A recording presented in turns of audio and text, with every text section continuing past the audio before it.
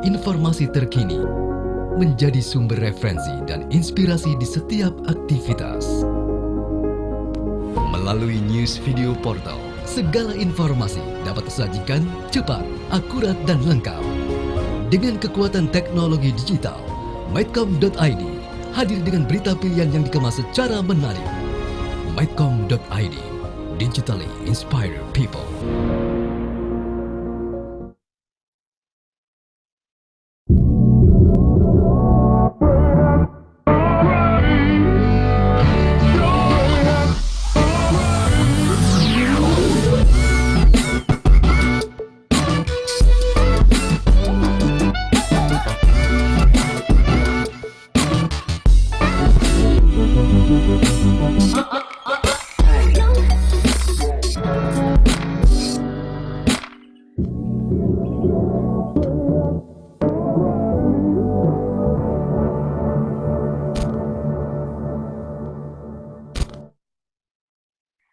Halo semuanya, selamat malam. Selamat datang di FIRESIDE Chat volume 2 HULT Prize at ITB.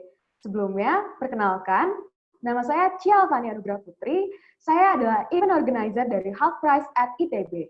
Sebelum kita mulai, saya akan memaparkan beberapa peraturan yang harus ditaati oleh para peserta. Peserta diwajibkan menggunakan format nama asli dan formal. Peserta tidak diperkenankan untuk mengaktifkan mic dan kamera ketika speaker tengah menyampaikan materi atau berbicara. Bila speaker mengajukan pertanyaan interaktif, peserta diperbolehkan untuk menjawab melalui chat box yang ada dan juga diperbolehkan untuk open mic hanya jika diajukan oleh speaker. Peserta dapat mengajukan pertanyaan dengan cara mengetik pertanyaan pada chat box, dan moderator atau saya akan menyampaikan pada speaker beberapa pertanyaan pada saat sesi Q&A. Q&A session akan diadakan setelah session 1 dan session 2 selesai. Segala bentuk pertanyaan yang berbau sara, radikal, dan tidak sopan, maupun tindakan spam pada chat box akan ditindaklanjuti oleh panitia secara tegas. Selama webinar berlangsung, peserta diharapkan menjalankan aturan tersebut dengan baik. Oh iya, selama FIRESIDE Chat 2 ini akan ada challenge berhadiah. Untuk operator, boleh tolong ditampilkan slide-nya. HULT Prize at ITB presents Snap It Challenge. Challenge di mana kamu bisa secara kreatif memfoto atau merekam kegiatan kamu selama mengikuti FIRESIDE Chat 2 melalui Instagram story kamu. Dan jangan lupa juga untuk tag @HULTPrize@ITB serta @HULTPrize. Dengan mengikuti Snap It Challenge, kamu berkesempatan untuk meraih 50.000 GoPay untuk 2 orang pemenang. Kamu juga bisa menggunakan filter Instagram yang sudah dibuat oleh HULT Prize at ITB. Tinggal masuk ke laman Instagram HULT Prize at ITB, lalu kalian akan menemukan filter Instagram. Gampang banget kan caranya? Yuk, tunggu apa lagi? Ikuti Snap It Challenge. Tinggal rekam atau foto, kalian bisa mendapatkan hadiah. Tentu saja, acara ini tidak dapat berjalan dengan semeriah ini tanpa dukungan dari community partner yang sudah membantu kami untuk menyebarluaskan acara ini dan tentunya memberikan perwakilan-perwakilannya juga. Ada LPIK ITB, KMM, IMT Signum, MPI, IMK Arta,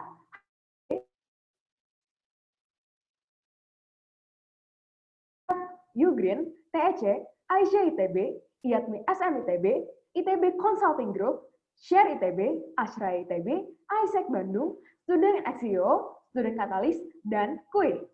Tidak lupa juga media partner kami, Majalah Ganesha, 8EH Radio, Aran FM Bandung, Medcom ID, Elektron ITB, dan MNC Trijaya FM Bandung. Trijaya FM Bandung adalah stasiun radio berjaringan di bawah MNC Group dan telah mengudara di kota Bandung sejak 2004. Sebelum kita mulai ke sesi 1, Kak Aisyah sebagai Campus Director HULT Prize ITB akan memaparkan tentang HULT Prize at ITB. Untuk Kak Aisyah, waktu dan tempat dipersilahkan. Hi everyone. Do you guys can hear my voice clearly? Okay, cool. Hi everyone. My name is Aisyah Molini. I'm the campus director of HULT Prize at ITB. First of all, I would like to thank you for all of you for joining the second volume of HULT Prize at ITB. And I would like to say that I will use English in my speaking, because we can see that there are a lot of our friends that come from outside Indonesia. So, guys, we have to make them understand what am I gonna talking about. So, first of all, I would like to show you a video regarding the theme of HULT Prize itself, because HULT Prize is competitions that have a theme, a different theme for each year. So for the operator, you can show the theme.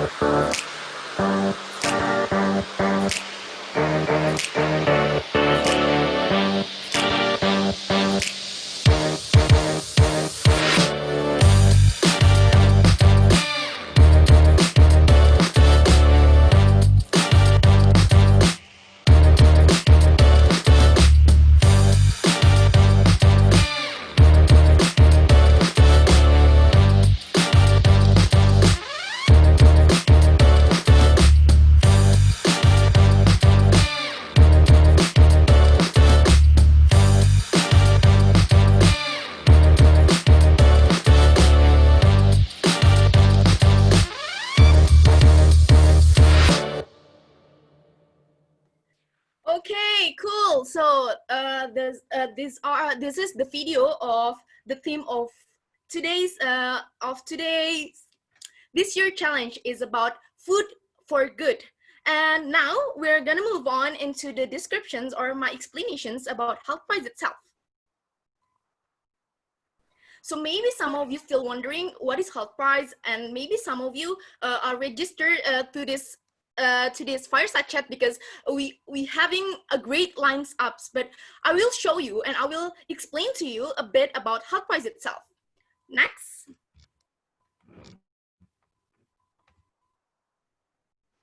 So HULT Prize, I can say that HULT Prize is leading generations to change the world. Why? Because HULT Prize is the world's largest student competitions. We compete, the college from every university are competing to win $1 million, and HULT Prize is supported officially by United Nations and also officially supported by the former presidents of America, which is Mr. Bill Clinton. And what we know that HULT Prize has established for 11 years later, and HULT Prize is the largest and the most impactful students initiative in the world. Because you know what, for every year, HULT Prize has been impact and joined by more than 200,000 of students from all around the world.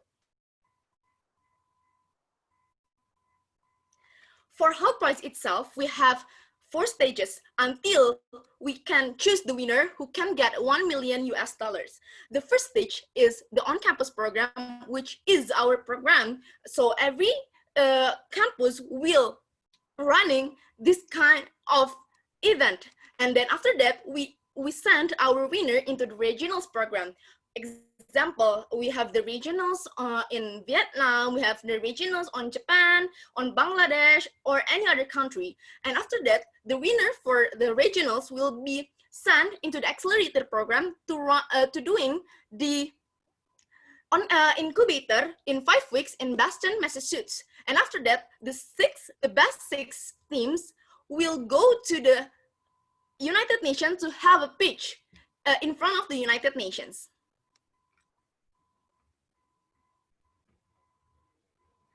And maybe I will explain more about HULT Prize on campus in ITB itself.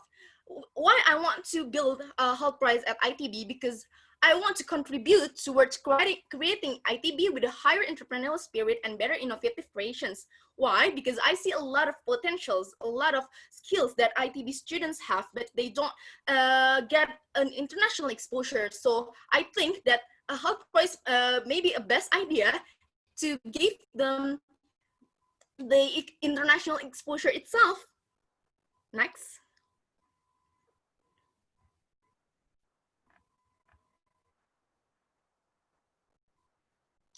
Yes, and this is one of the quotes that I really like from President Bill Clinton.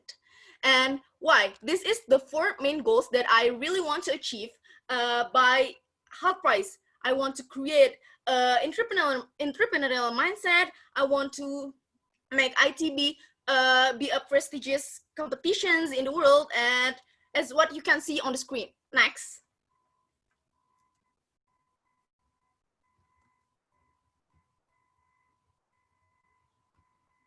Next.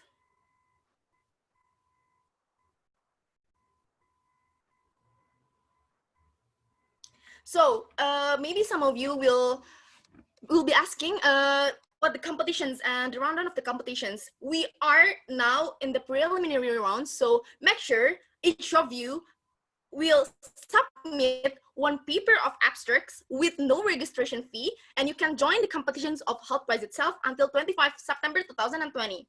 And after that, we will have a semi-final round, and after we found the finalists, we conduct an incubation program to have a on-campus final on 28th November 2020. Next. And last but not least, I will say that mostly we will conduct the on-campus vinyl on semi-online. So make sure you are registered to our competitions, and don't forget the deadline will be on 25 September 2020. So thank you for your attention and good luck, everyone. Enjoy the Fireside Chat. Thank you, Kaisha, for the very, very, very good description about HULT Prize at ITB. Seperti yang kalian tadi dengar dari Kak Aisyah, HULT Prize is the world's largest student competition with $1 million as a winning. And as we all know that today we have a very great, and that's why I wish to session. Food for good, find your appetite. Pressing, we send you a speaker who is born in Amsterdam, and he holds a master degree in economics with honor from the Free Universiteit Amsterdam. He is the Vice President Ice Cream of Unilever Indonesia, Mr. Jochanan Senf. And after that, we also have someone who is very grateful. He is in Pontianak, 23rd of 1966. He is a graduate of Bogor Agriculture Institute, Faculty of Agriculture Technology, majoring in Food Technology, and Mr. Djunaidi, R&D Director of Garudafood Indonesia. Hello, good evening, Mr. Jochanan and Mr. Djunaidi. Good evening. Thank you for inviting us. Good evening, Avani. Thank you also to invite us. Oh. Can you hear? Sorry. Okay, yeah, can you hear us or? Yeah, we can hear you. Perfect, perfect. That's going to be the biggest challenge of tonight now, but should work. Yes. Can you hear my voice? I can, yes. So, as we all know, biggest moving goods and in first question will be for Mr. Johan. Indonesia. Hi, can you hear me? Because I seem to have lost you now.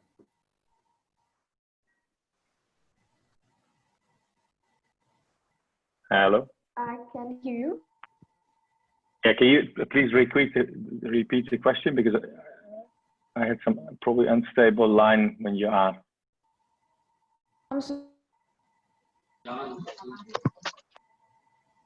As we all know, as now my sound is okay, or it's still.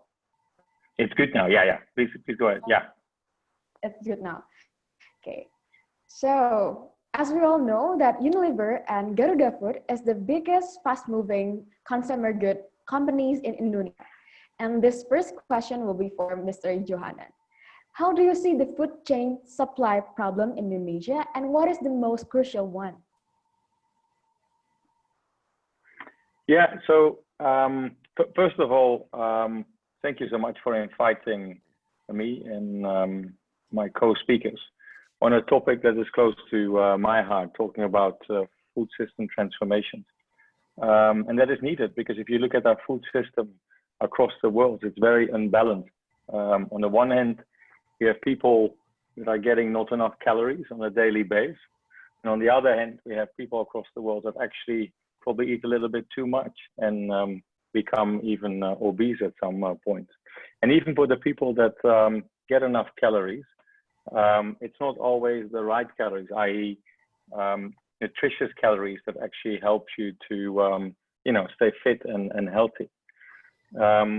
So that's not a unique problem for Indonesia, because it's across the world. But if you would zoom in at Indonesia, I think the issue of an unbalanced food system is quite significant.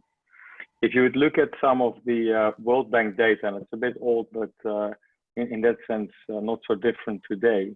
In Indonesia, about 8.4 million children are stunted. So they're excessively small for their age, and they suffer from malnutrition.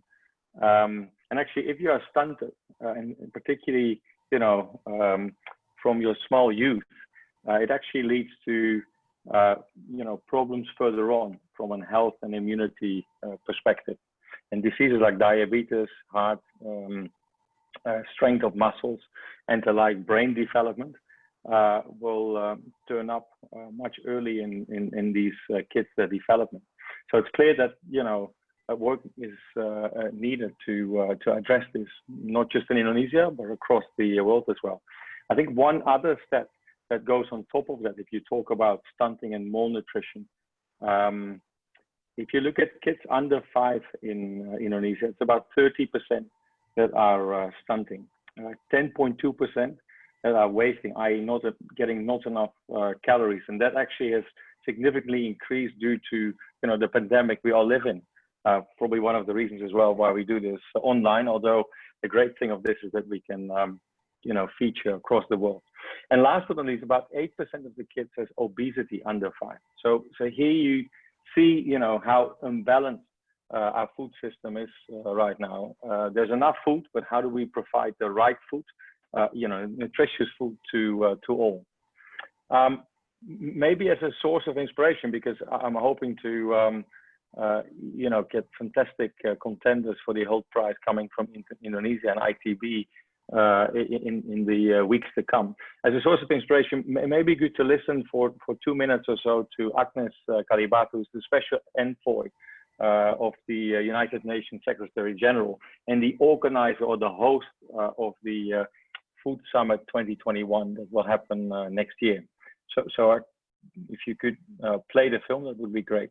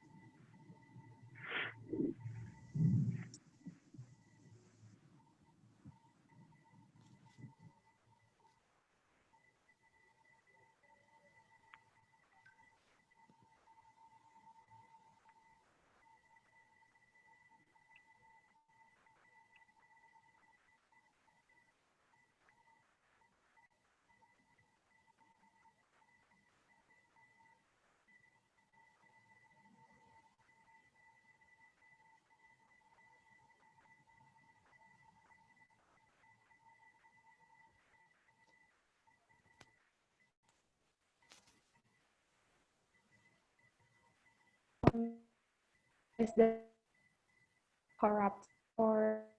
Yeah, I think something went wrong. So, you know, given the time, maybe good to move on to the next question. If we can later on, we'll show it again. Sorry for that. Okay, let's go. Okay, so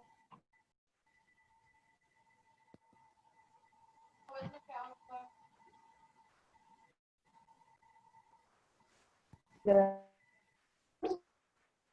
problem in Indonesia. And for Mr. Djunaidi, how does Garudafood see in commercial?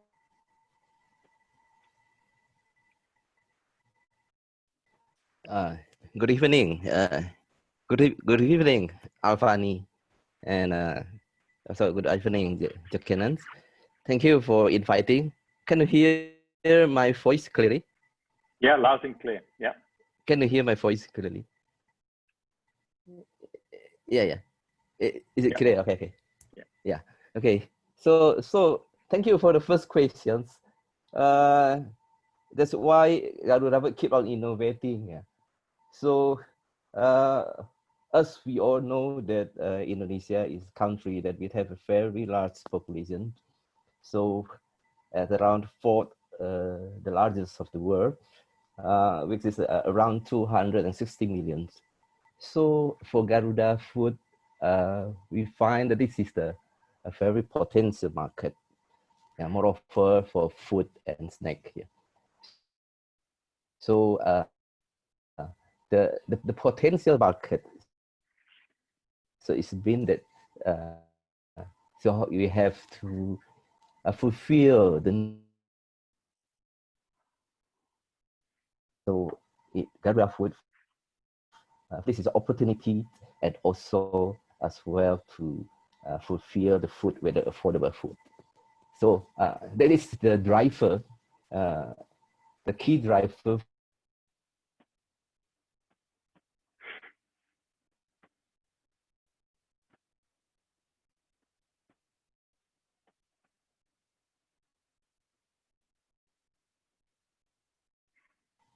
Hello. Yeah, we can see you again. Sorry. Yeah. Okay. So to better understanding the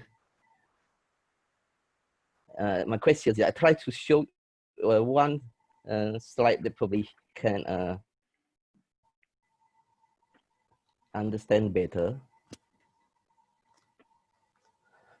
Can you see on the screen? Can you all the attendees see on the screen? Hello. Yes, sir. We can see it. Yeah. Sorry, this I think has a network problem, but this is we like to share a bit about Garudafood sustainable concepts. So this is the internal our Garudafood to formulate our concept to keep on innovating.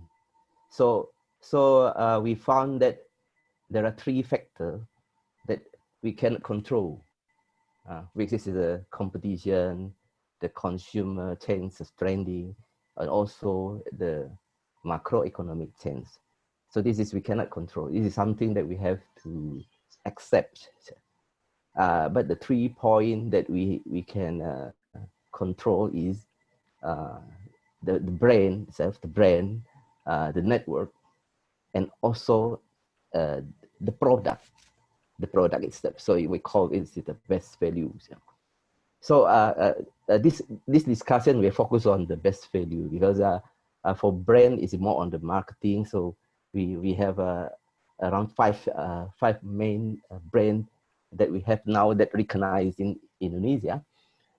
This is also one of the factors that we can use as a key driver to promote our product. But also the network also is really have to have a strong network. It will have to distribute and so make our product to be feasible on the market. So these are two, one distribution and the other one is the brand. Yeah. So for the brand, I will short example. Our brand is recognized in Indonesia but it's nothing outside Indonesia. So this is why to enter innovation, so we have to lay on the best value. So this best value are our key factor to keep us to innovate. And the best value product to deliver to the market, of course, is this to fulfill the consumer need. It is based on our brainstorming that we have to fulfill the consumer need, the consumer want, and to deliver also the value, the added value to the consumer. So of course, this best value to be delivered, especially as a technical team, to R&D, to manufacturing, and also procurement, and all the technical team, they have to deliver the product. So when make that all three factor works together. I think this is my short answer for your question, Alfani. Yes. Yeah, thank you. So for Garudafood, there is three factors that you can control. It's consumer, macro, and competition, right? Yes, that's right. Okay, so back to Mr. Jochanan. So for the nutrition problem itself, how do Unilever take part and adapt in solving that problem, the nutrition problem? Yeah, so maybe I started off a bit gloomy, but I think that sets the stage for the need for food systems transformation. And just to give you a little bit of context, Unilever is one of the bigger FMCG food players in the world, with 20 billion euro plus business in foods and beverages. And as we are part of the world of foods, we're also part of the challenge that we have around food, and part of, I would say as well, the ambition to make it better and improve the way we run food systems as we do. And hence we've actually set a whole new strategy globally, which we also will implement in Indonesia, and I'll talk about that, which we call Force for Good, a promise to create sustainable food system that is fair and that creates inclusion in the right way. So an inclusive food system that feeds our nation fairer, healthier, and in a more sustainable way now and in 2050, because it's hard work and we're not there yet. And actually, I think it's great that we can talk to all you, aiming to join the HULT prize, because as this is a problem for all of us, we need help. Now, how do we articulate this in Unilever? We are going more plant-based. Just some background around this. Plant-based proteins are healthy, but also animal-based protein is actually using a lot of natural resources. So it's better to actually go and eat more plant-based. And actually, I would say Indonesia is leading the way in that context. We're working hard to have less food loss and waste across our full value chain. Again, going back to some of the stats, about 30% of our food globally is wasted. Every product in our portfolio should be nutrition positive, i.e. bring something, healthy and nutritious to your body to fight, possible diseases, but certainly be also, stronger and more immune to do the things that you do want to do. And what we are aiming to do is to build a fair and inclusive supply chain that leads to product that doesn't cost the earth, because quite often there's a bit of this thing around the world, is that good food should be pricey, i.e. you have to go to an organic store, you have to go to some specialty delicacy store. That shouldn't be the case. Good food and nutritious food should be accessible to all. Let me show you a couple of things on the next page. What we are doing across the world, and some of these brands should be familiar for you in Indonesia, but certainly also some brands that are in other markets. We're working hard to drive the salt content down in our products. For example, our Royco bouillon cubes. We're working hard to drive the sugar content down in a number of our products, including our ice cream products. We're working hard on recyclable plastic and using less plastic, as it has such a impact on the planet as well. And then we're working hard on things like vegetable meat and meat replacements, where we actually have brought in branding technology to drive food change in that aspect. So just some examples of what we do across the world, and later on I'll talk a little bit about what we do in Indonesia as well. Yeah, I can talk about it later. Yeah. Okay, thank you, Mr. Jochanan. So, thank you. As Unilever, you will create a sustainable food system, and it's a very, very great idea that we all know that this world is needing a sustainable food system, and the recyclable plastic is a very great idea. And for Mr. Djunaidi, so how does Garudafood see the food supply in Indonesia, and how do Garudafood take part and adapt in solving it? Yes, as I have mentioned it at your first questions, Indonesia is a great potential market also, but Indonesia also has great potentials for the agriculture,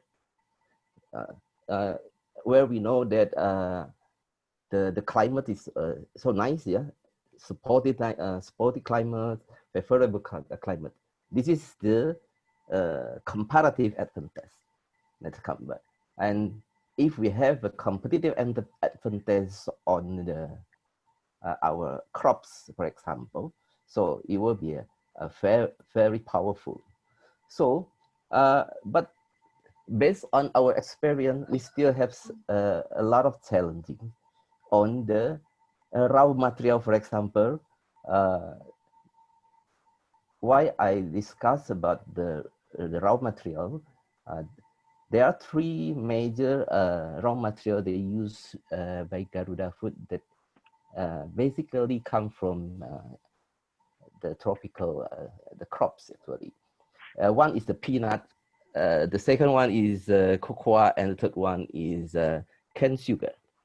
So I would like to deep in on the peanut. Yeah, the peanut itself. Yeah, in Garudafood we have we need two type of peanut. Yeah, actually it's a peanut, but if as we know, you can find peanut with the with itself. In Indonesia we call it kacang kulit, and also the peanut kernel.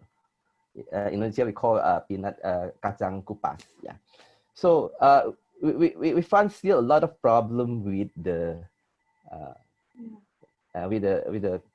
peanut with cells.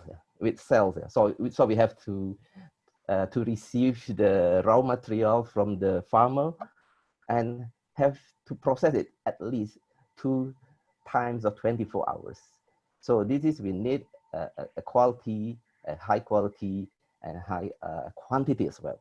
So this is what we are facing, and this is the main problem that we have here. But in some product also we have the product that use the peanut kernel. So peanut kernel, we have a specific diameter. Indonesia have a use number, it's still enough. But for our special specification in certain diameter, for example, we need to fill the gap by importing the peanut from outside. So this is the challenge that I can share it, that this is we have together to solve this problem to increase our productivity. If we talk about quality and quantity, of course, it's related with the price. So if we want some certain quantity and to process into the product, we need a very competitive price of the product to fulfill the affordable product in the market. So this is, I think, is the main point. I think cocoa also similar, same, but cocoa we don't receive the cocoa directly because we buy the cocoa powder, so we can cooperate with the very good companies for processing the cocoa as well as the cane sugar, because cane sugar also a lot of imported product because of the lack of the productivities and also the quantity. I will answer also the question about how to solve in this problem. In Garudafood, we're more focused to solve the peanut problems. Yeah. So in we have one division. We have one division that focus on research development of the peanut seed.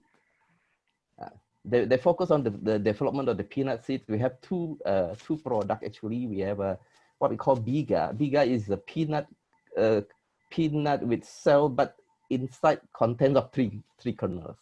So this is a development of our seed department, and also the other ones is to increase the productivity for the farmer. So we provide the seed to the farmers and expect that they can achieve they can achieve the specification of the quality and as well as the quantity as well. So this is the partnership that we also work together with some farmer to grow the biga. Yeah. So the biga, maybe I can share you one slide of one slide that can show you the biga. So, can you see it on the screen? Yeah. Yes, sir, we can see it. So the biga is here. So biga actually in bahasa Indonesia is a biji tiga. Then the innovation product that we have at the left side is actually the normal peanut, So some we process it with flavor. So this is the part of the peanut. At the right side is actually some product that use a peanut kernel. This peanut kernel. I think that's temporary. I can share for these regarding your question number of how to solve the problems. Yeah.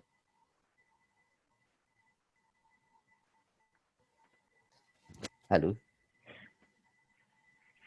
Okay, thank you, Mr. Djunaidi. So, hello. Hello. Is my voice can be heard by everyone? Yeah. Yes. Yeah, we can hear you. Yes. Okay. So, as Mr. Djunaidi have already stated, that the advantage and also the problem of food in Indonesia is about the climate and the raw material. So, for Unilever itself, what is the biggest challenge that Unilever face when producing and innovating the food products? Yeah, thank you for that question, because I think it's a very relevant question. I think the answer is threefold, and I'll give you some examples of what Unilever does. So first of all, when you look at our foods products, it's important that we try to source as many of the ingredients for our products locally, but it has to be done at the right scale and at the right quantities and quality as well. Finding that and developing that comes with challenges. One of these challenges, for example, is seasonality, and the other challenge, of course, is that you want to continuously do this in such a way that you keep food affordable as well.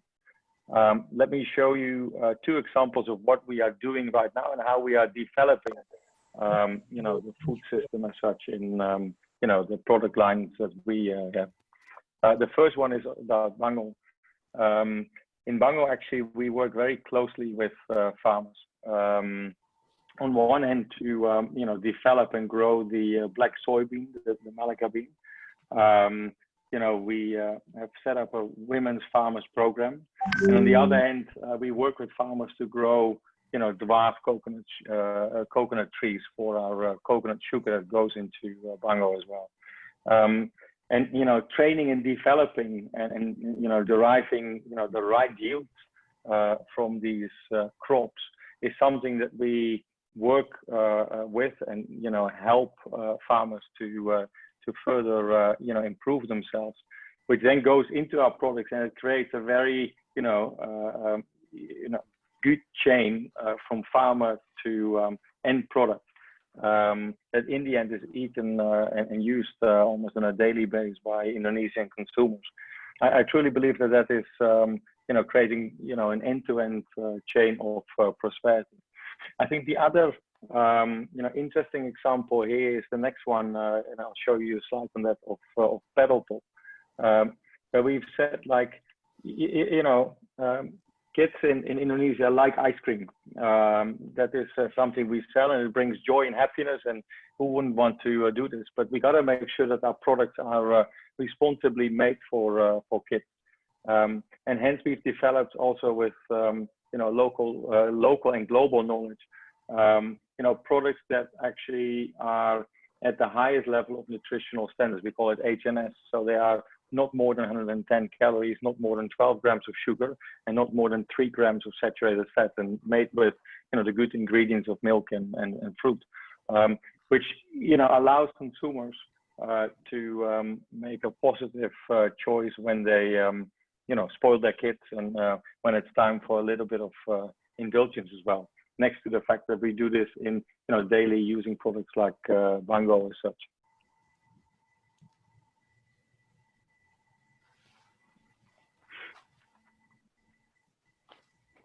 Thank you.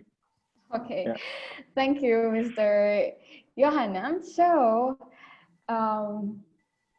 Unilever is doing food system transformation by collaborating with local farmer, and that's a very good idea because that they will be beneficial both for the environment and for the local farmer. And next question is for Mr. Djunaidi. So before you have stated about how to solve the problem, and as Garudafood, what is is there any other problem that you face in terms of producing new products for Garudafood itself? Thank you, Afani. I like this question, but it's difficult to answer actually. But yes, challenges always have. Yeah, there are several challenges into new products. Yeah, but the challenge that could be that the challenge maybe could be found in during the idea generating stages even. Yeah. So when we try to develop the product from idea to the launch stage, and after the launch stage, we have to monitoring it. Is it we can identify at the very beginning, yeah, at least, yeah. So to reduce the risk of these all challenges or all difficulties, so we have developed a process. I think it's also like other company also do, is to have an innovation funnel process. So innovation funnel process is implemented during the first. The idea is to brainstorming stages that is already included all of the department, especially I think the marketing have to identify, because during the idea generating, the most important is how to find the consumer needs and how to deliver and to planning a value added to the consumer. So during the idea pooling until commercialization, it's all division already involved.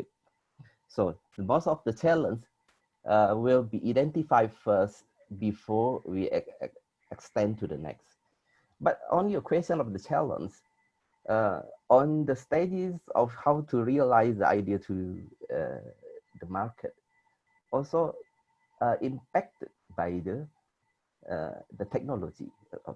So technology we need to identify as well.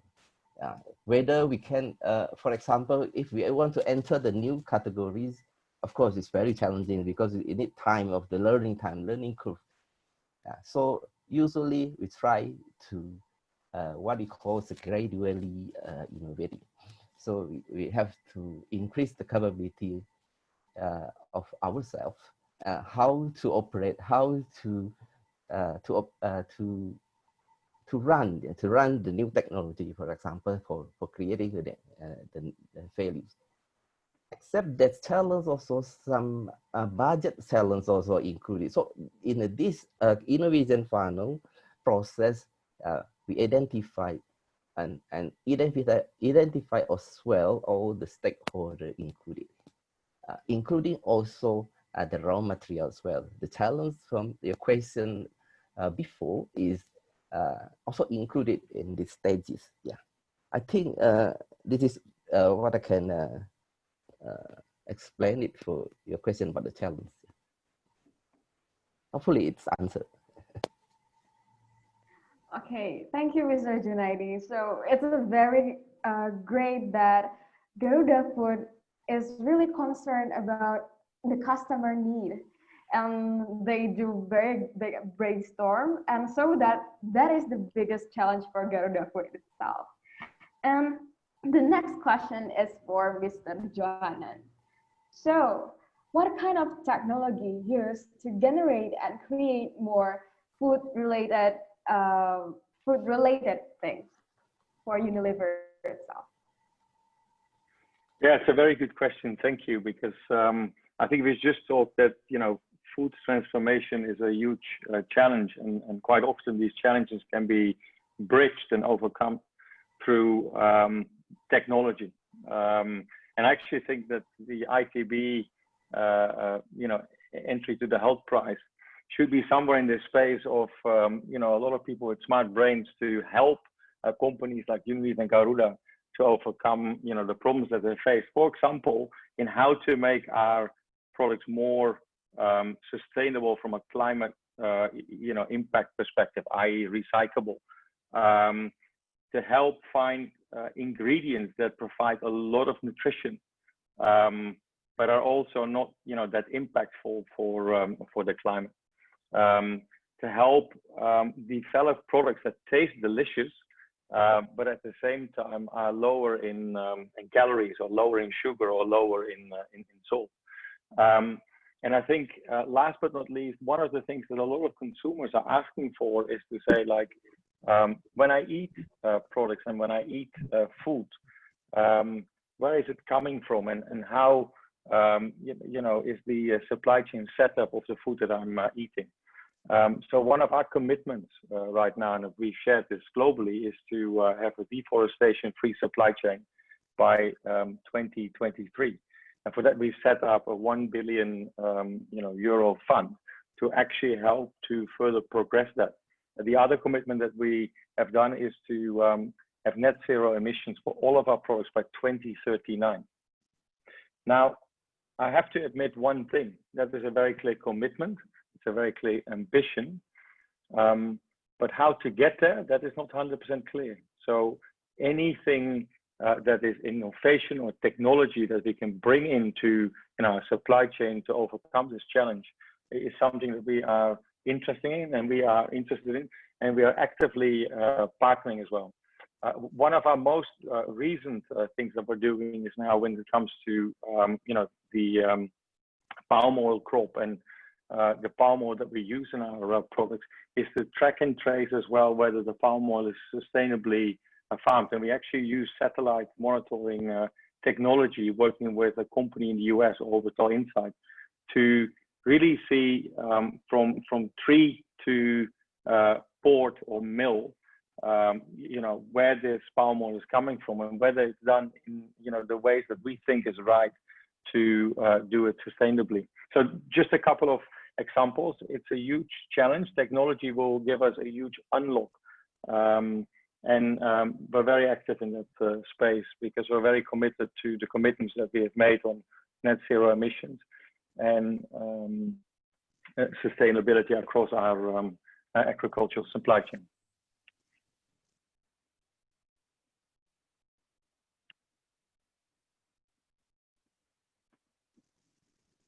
Yeah, over to you, Alpha.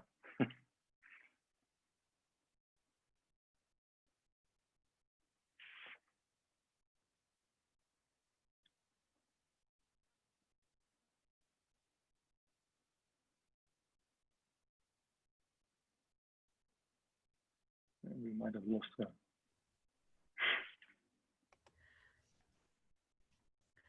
Okay, thank you, Mr. Jochanan. It's such a great explanation from you about the innovation of food.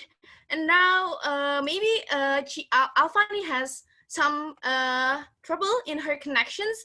And now we're gonna move into Mr. Djunaidi. I want to ask one questions. This is really interesting.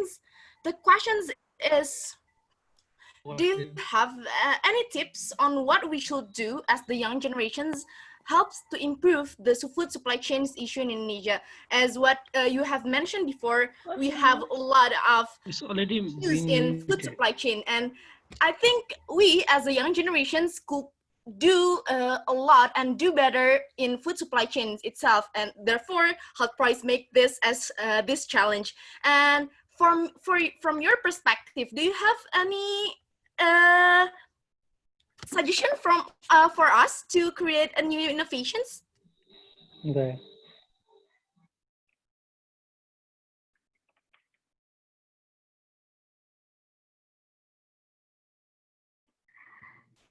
I'm so sorry for the bad connection of mine. So Happens. Don't thank worry.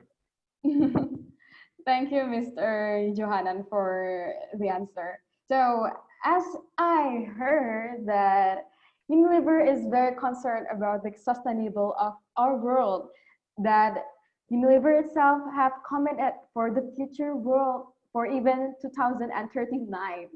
And for the next question is the same question for Mr. Djunaidi from the Garudafood. What kind of technology used to generate and create more food-related problems?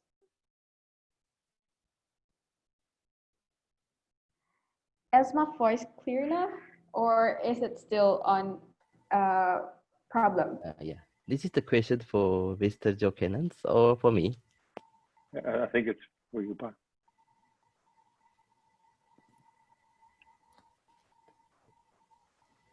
Hello. Yeah, I think it's for you, Pa. Oh, it's for me. Okay. Yeah. Okay. So, okay. Your question is about the how to use the generate and create more the technologies. Yeah. So, for us, it's actually how we wish we could follow every of our technology as we wish we could. Yeah. But sometimes it cannot.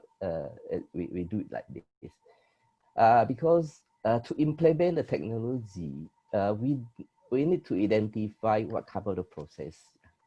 So, for example, we also have a range of products for the crackers, crackers, so malkies, the biscuit category.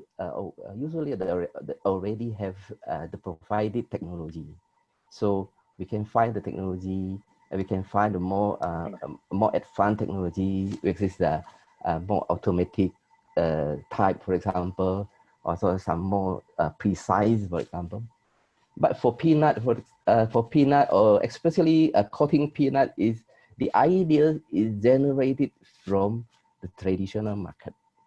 So for example, in Bahasa Indonesia, we call it kacang atom is a coated peanut kernel that fried in vegetable oil, for example. So this is need time to modify, to how to upgrade the technology. So there are two things. It depends on the category. So we have to plan very carefully on the technology, how to implement, how to absorb the technology, and as well as we can define of the technology, for example. Once I already mentioned before that with the competency we can follow. A lot of technology grows very fast, and perhaps our team can follow that very fast. So this is what create also another challenge. Another factor also is the how big is the investment that we need, and also how to utilize it. Sometimes we have the experience for the product. For example, we call rosta. Rosta is a peanut coated, but it's not fried type, but it's a baked type. We already launched it 2001 or 2002, if I'm not mistaken. And this product fastly grow in the market after 12 years, 2012. So this is there are three factors to implement. Is you have to predict the utilization of the line that were implemented. I think it is also quite important to implement the technology. It is very specific to the category of the product. Yeah, I think it is my my opinions, yeah, to your questions. Yeah.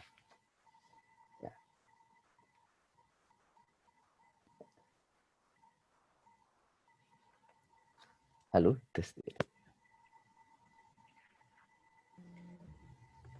Okay. Okay, cool, Mr. Djunaidi. I'm totally agree with you. Nowadays, there are a lot of things that we have to use technology on it, and but technology is too complicated to implement nowadays. But we still have to implement it. Therefore, it's a great idea, I think, from Garudafood in making that happen in the food supply chain. And now I want to ask to Mr. Jochanan Senf again, what kind of technology used to, just like what Alfani asked to Mr. Jun, what kind of technology used to generate and create more food-related problems? Yeah, I think I tried to answer that before when I talked about our sustainability commitment and how we need technology to solve that, because we have very ambitious goals by 2039 and 2023. Yes. Totally. Technology will be the breakthroughs. Technology will be about doing things, wasting less, and helping us with more data to become more efficient. So probably that is just a repetition of what I said, but worthwhile to say, because it's a call to arms and call to action for all of us to work through private and public partnerships, making this happen. Okay, thank you, Mr. Jochanan, for the answer. I'm so sorry for the inconvenience no for worries, everyone. No worries. I'm happy to talk about it for hours, but I think you're going to run out of time at some point. So thank you, Mr. Djunaidi, for the answer before, and for Mr. Jochanan too. And it's a very, very interesting thing that both Garudafood and Unilever is concerned about small business. I mean, for the if we say in Indonesia, it's petani, for the small business, for the small petani, and also for the future world. So for the next question, is my voice clear, or it's very still good. on you. an error? Okay, and maybe this is the last question for Mr. Djunaidi. So, is there, for both, but first for Mr. Djunaidi, is there any tips on what we should do as the young generation to help improve the food chain supply issue in Indonesia? Yes, I like this one. This question. But, yeah. So, since here the audience is all the young talents, yeah. So this is I think it's a big opportunity for the young talents, for the young entrepreneur to develop, to create any of the idea generation to be to realize. So I would like to get example. The example is for the company like us. We already have the skill if we're running one line, for example, we already have the employee, we already have the also the operating cost. So for us, it's not so agile. Yeah, it cannot be agile very much. So for the startup, since this here is a startup, you can create faster. You have any idea to make it to realize. So this is a good thing that to try to find all the information that are very fast now, technology that are available, very easy to update it, to get the information. So create a good ideas and very easy to come into the realization, because you can start with a small scale with the new ideas and it's very specific to the consumer needs. Yeah. So and this is also the opportunity for the youngest. So we Garudafood is open source. We also actually, from the last question, I have still left one statement is how to cope with the competencies, how to cope with the competencies that we don't have when we invest one new technology, for example. So usually we try to open innovate. We work with other companies. For example, we work with Bari Colorboard. They supply us our formulation for the chocolate. So we will leave them to solve the problem for the cocoa, for example. So so as well in here in the ITB, so you have a lot of talent of researchers. So we can cooperate together. When we can find the technology, then we can outsource, up resources, produce it, also up open or innovation with the youngest, and we have proved it with some project that we ever done. This is my for your last question. Thank you, Thank you. Mr. Djunaidi. It's a very good insight for me, even as an entrepreneurship student. And for Mr. Jochanan, as we all know that Unilever have food solutions to help small culinary business owner.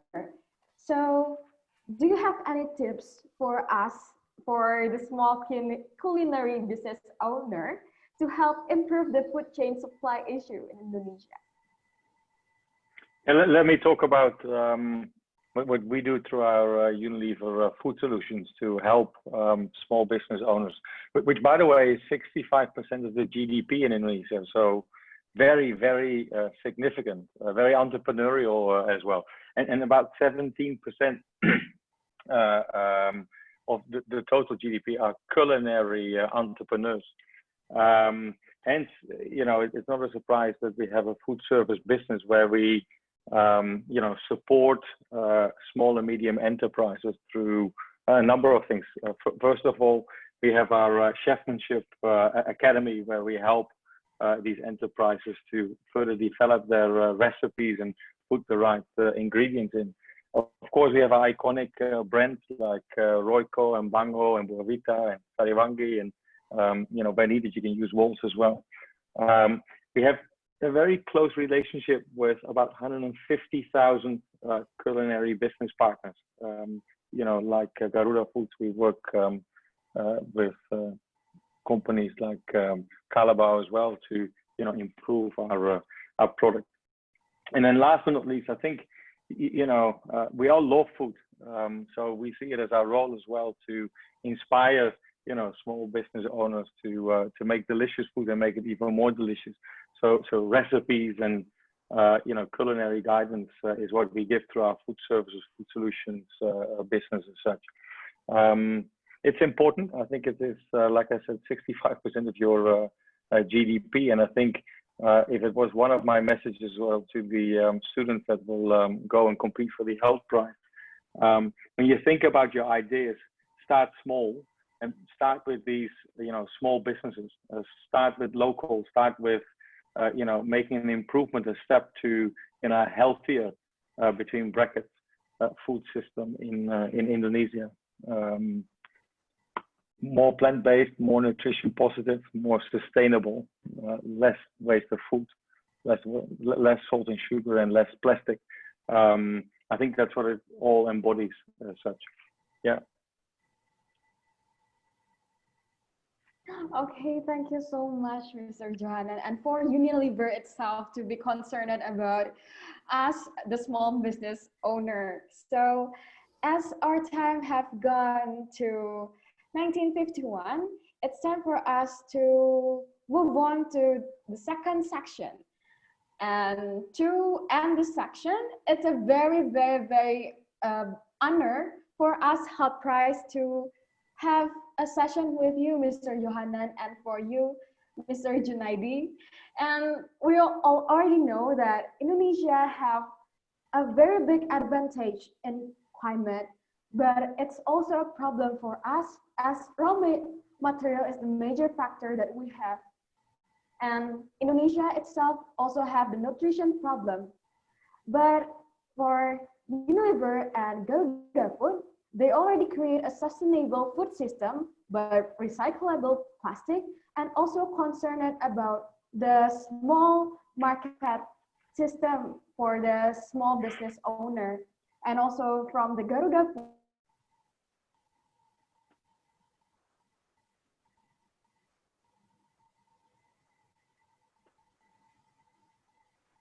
they for Garudafood itself, they also already concerned a lot about us, the small business.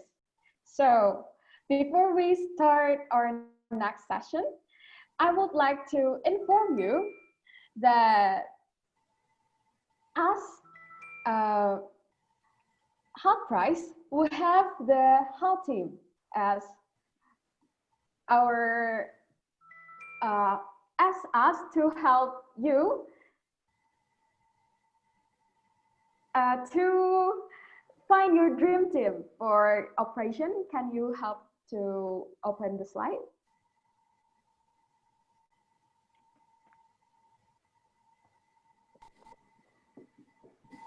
Oke.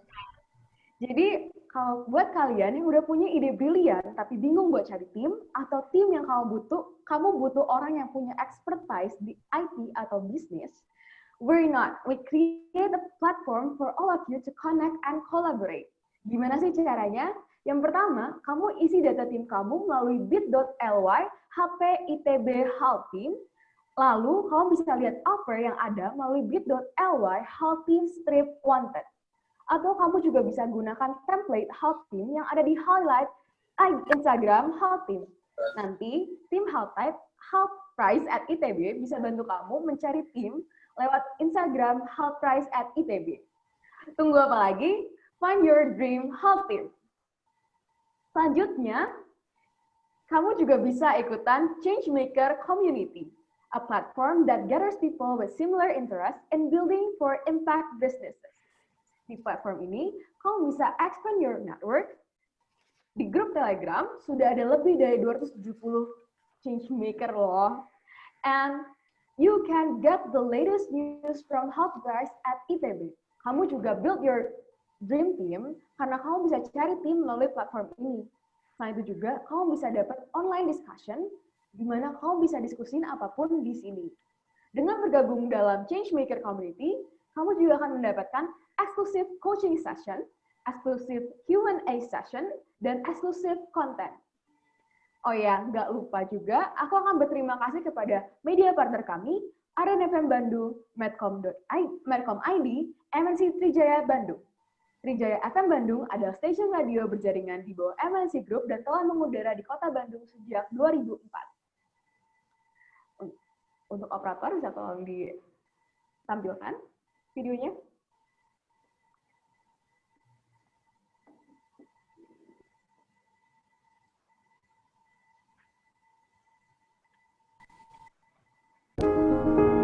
Mengawali hari dengan informasi terkini, menjadi sumber referensi dan inspirasi di setiap aktivitas.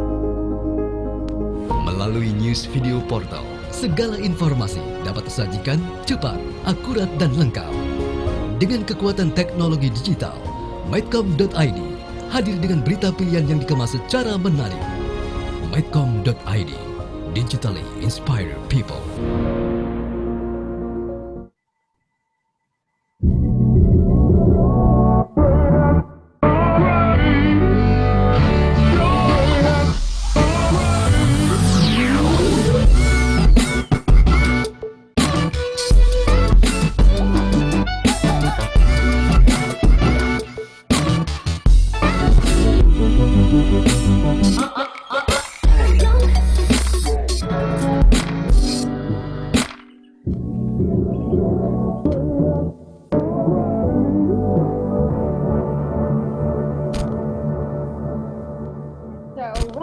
to second session of HULT Prize at ITB.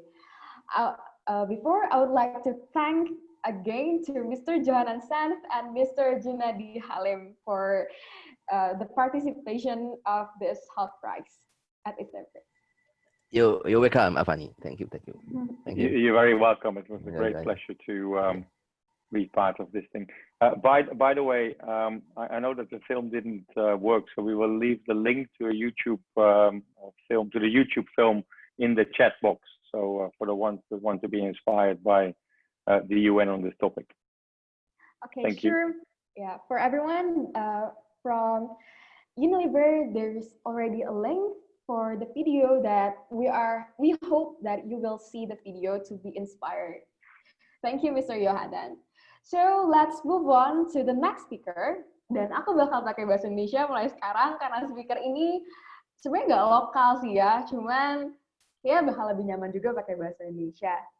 Jadi yang speaker pertama pada sesi 2, kalau ada yang suka drakor nih, kayaknya bakal seneng banget karena yang kedua ini ada lulusan dari Arsitektur Civil and Environmental Korea University Seoul, juga Korean Language Sanmun University Jochanan tahun 2014. Dia adalah Kak Muhammad Farras Zain, CEO and co-founder DamoGo Seoul. Selanjutnya, gak kalah keren juga, ada seorang yang lulus dari Binus International University tahun 2017. Dia adalah Kak Michael Jovan Sugianto, PPC Manager Malang Tani Supply and co-founder dari TaniHub Group. Halo, Kak Mike sama Kak Farras. Halo, bisa dengar suaraku? Ya, halo, annyeonghaseyo. Halo, bisa dengar suaraku? Bisa dengar nggak suaraku? It's crystal clear, Kak. You can lanjut aja. Oke, awesome. Sip. Good. Internet aku, ya bisa.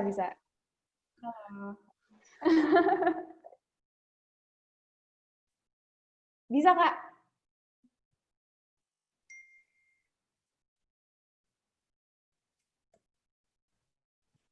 Oke.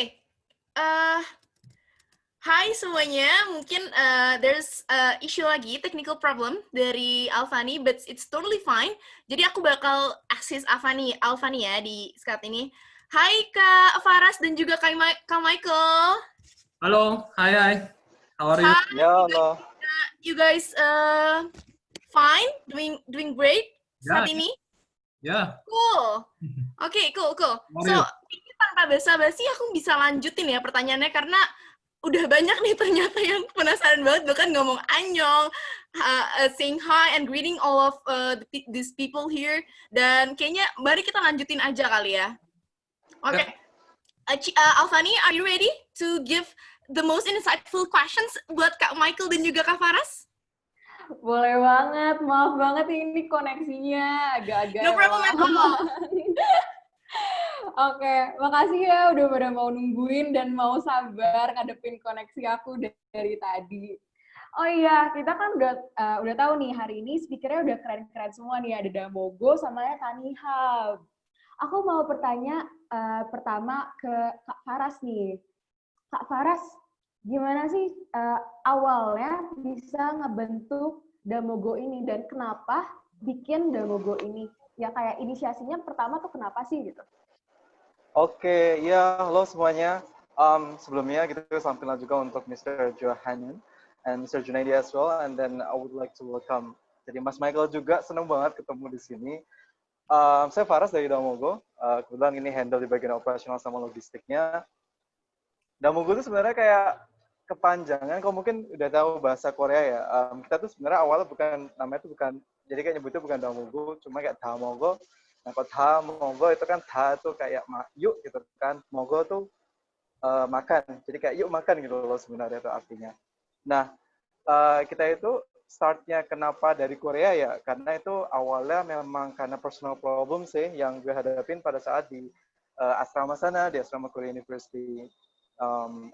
From a simple problem yang dari asrama sekarang pada saat itu gue tes kan di sana tentang food waste sih sebenarnya problemnya. Nah, ketika problem itu ada, gue tes dulu di Korea, ternyata Korea jalan. Pada saat mau nge-push marketnya di Korea, kan gue nggak begitu tahu nih market Korea seperti apa. Ya udah, akhirnya produknya gue tarik balik ke Indonesia gitu. Nah, to be honest tuh saya sendiri baru ada di Indonesia tuh bulan Maret ini. Jadi sebenarnya masih baru banget sih kita, dan butuh banyak bimbingan dari teman-teman yang ada di sini. Kayak gitu, kira-kira long story short-nya buat DamoGo. Iya, bener banget. Emang semua hal tuh dimulainya dari hal-hal kecil dan problem yang ada di sekitar kita ya. Kalau dari Kak Mike sendiri ini, kenapa sih awalnya bikin TaniHub? Apa yang ngeidein gitu? Kok bisa sih bikin platform ini, bisa bikin aplikasi ini? Oke, thank you pertanyaannya. By the way, sebelumnya, halo Mr. Jochanan and Mr. Djunaidi, an honor to meet you. Halo Farras, senang berkenalan dengan kamu juga. Terima kasih udah diundang ke HULT Prize ITB ini. Jadi ceritanya TaniHub sendiri, mungkin ada yang pernah inget nggak tahun 2015 dulu tuh tomat dibuang-buang di jalan, di pinggir jalan, atau bahkan cabe nggak pada mau dipetik gitu. Jadi pas lagi tahun itu, saya sama fellow co-founder saya merasa ini ada masalah apa sih gitu. Kita tertarik untuk deeper gitu. Dan kita bahasanya mungkin jengkel karena kok kayaknya solusi yang ada itu ada solusi di bikin organic farming yang keren banget gitu, very beautiful farm. Tapi pas lagi kita ngobrol sama petaninya, tapi mereka kesulitan jual. Ada yang bikin e-commerce saat itu mungkin nggak selalu tentang agriculture ya. In fact, e-commerce saat itu nggak ada yang menjual produk agriculture gitu. Lalu pada saat kita ngobrol lagi ke petaninya, habis itu kita berusaha pengen, sini Pak saya bantu jualin. Cuman berdasarkan, kok kasihan ya ini barangnya bagus tapi nggak ada yang mau beli gitu. Kita jengkel lagi karena, loh kok nggak ada logistik yang bisa menghandle produk fresh secara baik gitu. Nah jadi pada tahun 2015 itu, kami, saya dan fellow co-founder saya tuh berpendapat ini harusnya ada sebuah solusi yang holistik, yang cohesion one another gitu. Jadi mulai dari penanamannya, distribusinya, sampai ke penjualannya, ini harus ada menjadi solusi yang holistik. Jadi karena masalah utama yang kita petakan saat itu, industri agriculture itu fragmented banget gitu, dan itu nggak bagus gitu. Itu kenapa kita membentuk sebuah TaniHub Group yang di dalamnya ada TaniHub sebagai e-commerce-nya. Lalu kalau orang mau supply ke kita kan butuh nanem butuh modal kan petaninya kan. Nah kita modalin petaninya lewat Tani Fund untuk membantu pembiayaan pemodalan kultivasinya mereka. Lalu kita bangun lagi satu company namanya Tani Supply yang memberi solusi terhadap distribusinya gitu, mulai dari warehousing-nya, logistiknya, sampai ke bisa di tangan konsumen dengan baik gitu. Jadi basically itu sih. Wah, emang keren banget. Berarti emang awalnya tuh mau ngebantu ya, emang dari awal emang niatnya udah baik banget dari TaniHub ini. Aku mau nanya lagi, balik lagi ke Kak Farras nih. Kan sekarang lagi pandemi nih ya. Gimana sih cara bertahan pada saat pandemi ini? Apakah ada perubahan secara signifikan dari bisnis model yang Kak Farras bikin ini? Iya sih, sebenarnya gini, kita sendiri itu bisa dibilang kita memulai DamoGo ini di Indonesia pada saat pandemi ya. Jadi saya pribadi nggak bisa membedakan gitu kan pada saat itu kan DamoGo mungkin sebelum pandemi dan saat pandemi, karena memang kita sendiri mulai secara operasional pun itu tuh kayak sekitar akhir Mei kayak gitu. Jadi awalnya sendiri tuh kita as simple as like if we talk about food waste gitu kan, pada saat kita food waste, pada saat bicara sedikit ya tentang masalah teknis ya. Mungkin nanti bisa dikoreksi juga oleh Mas Michael sama teman-teman yang ahli di bidang food tech di sini. Ketika kita bisa berbicara food waste itu kan sebenarnya tuh ada tiga ya. Ada produksi, distribusi, kemudian ada waste gitu kan. Waste-nya sendiri ada pre-waste sama post-waste kan. Awalnya itu Jadi gue pribadi sama tim itu ngiranya ya waste itu cuma ada di sisi waste gitu. Nah ternyata waste ini bocornya tuh ada di mana-mana gitu kan, di produksi ya ada, distribusi ya ada gitu kan, di waste pun juga. Nah setelah gue ngeliat datanya lebih jauh lagi, ternyata paling banyak tuh 54% let's say itu datanya di produksi. Nah ini produksi itu bocornya tuh banyak banget, mungkin kayak Mas Michael juga mengalami gitu kan, ketika di sisi agriculture tuh banyak banget imperfect produce kayak gitu. Nah awalnya kita itu cuma sekedar selling surplus goods gitu kan, selling surplus goods from restaurants sama Horeca gitu kan ya, di aplikasi kami. Nah akhirnya kita tuh ngetap juga di bagian agrikultur. Nah cuman yang kita cari adalah imperfect produce gitu. Nah imperfect produce kita bantu nih nyoba jualan lagi gitu, karena banyak banget kasus-kasus yang emang itu menurut saya terlalu sayang sih gitu kan yang terjadi di Indonesia. Contohnya kemarin mungkin ada, tadi Mas Michael mungkin sudah sudah bahas sedikit gitu kan tentang barang-barang yang dibuang kayak tomat gitu. Nah barusan ini kalau daerah Solo itu banyak banget yang buang gambas, karena gambas tuh per kilo harganya cuma 300 gitu, 300 rupiah per kilo, anjir itu murah banget gitu kan. Nah karena memang tidak ada demand yang sesuai dengan supply yang ditanam kayak gitu. Nah akhirnya kita coba ngetap sama mereka, tim kami bilang sama petani, Mas gitu kan, gue belum bisa janji ini untuk akan ngambil semuanya, cuman kayak I'll make sure your produce tuh won't get wasted gitu. Karena pilihan petani untuk di Indonesia betul banget tadi sangat tersegregasi sih. Ya akhirnya kita sebagai DamoGo sendiri awalnya cuma sekedar agregator, kita agak move nih di bagian logistik sama hybrid sekarang. Kita juga mulai supply ke restoran-restoran juga gitu kan. Kemudian kafe dan hotel juga seperti itu. Kita sekarang. Oh iya, keren banget. Berarti emang dari awal bisnis modelnya itu udah fleksibel ya, baik buat waktu pandemi atau buat waktu nggak pandemi gitu ya. Ini keren banget, keren banget. Ya jujur aku juga ngerasain karena emang nenekku juga kan petani gitu kan. Jadi dengan adanya aplikasi-aplikasi ini kayak TaniHub, kayak DamoGo ini memang beneran ngebantu banget. Kalau dari petani apa kalau boleh tahu? Nenekku tuh ini, sebenarnya kalau nasi itu dari apa sih? Padi. Beras. Padi itu petani juga kan? Padi. Oke, padi sendiri itu tuh apa? Padi yang C4 kah? Yang super premium kah? Yang rojo lele kah? Kurang tahu kalau itu. Kurang tahu juga. Ya sebenarnya kayak beras itu sebenarnya ngeri juga loh. Jadi kayak beras itu gue baru tahu banyak banget beras yang terbuang. Nah, angkanya itu di Indonesia itu di angka 13-18%. Nah, beras, yang namanya beras itu ketika kita makan beras gitu kan ya, kita kan sebagai end customer, ketika end consumer kita tahunya ya kalau misal gue makan beras ya gue pengennya rojo lele yang enak gitu kan, atau enggak ke Padang. Nah padahal ketika proses di petani itu ada proses ayak gitu kan, di ayaknya. Nah ya yang masuk ayak kan, yang nggak masuk ayak kan dibuang kan. Jadi permasalahan petani itu sangat-sangat kompleks sih. Jadi kayak I have no doubt kayak teman-teman di sini yang mungkin sudah lebih ahli itu there are like a lot of things that we can do gitu to ease smoothness di dunia pertanian gitu kan, atau bahkan dunia food tech sendiri di Indonesia. Iya benar banget Kak. Iya benar banget soal waste ini dan soal pengolahan itu sendiri ya Kak. Kalau buat Kak Mike nih, dari TaniHub itu semenjak pandemi ini apa ada perubahan dari bisnis modelnya ini, atau gimana sih cara bertahannya TaniHub waktu bisnis model waktu pandemi ini? Oke, aku pinjam share screen sebentar ya. Oke, pada bisa lihat? Boleh banget. Pada bisa lihat screen saya? Bisa Kak, bisa. Oke, jadi. Iya, udah bisa Kak.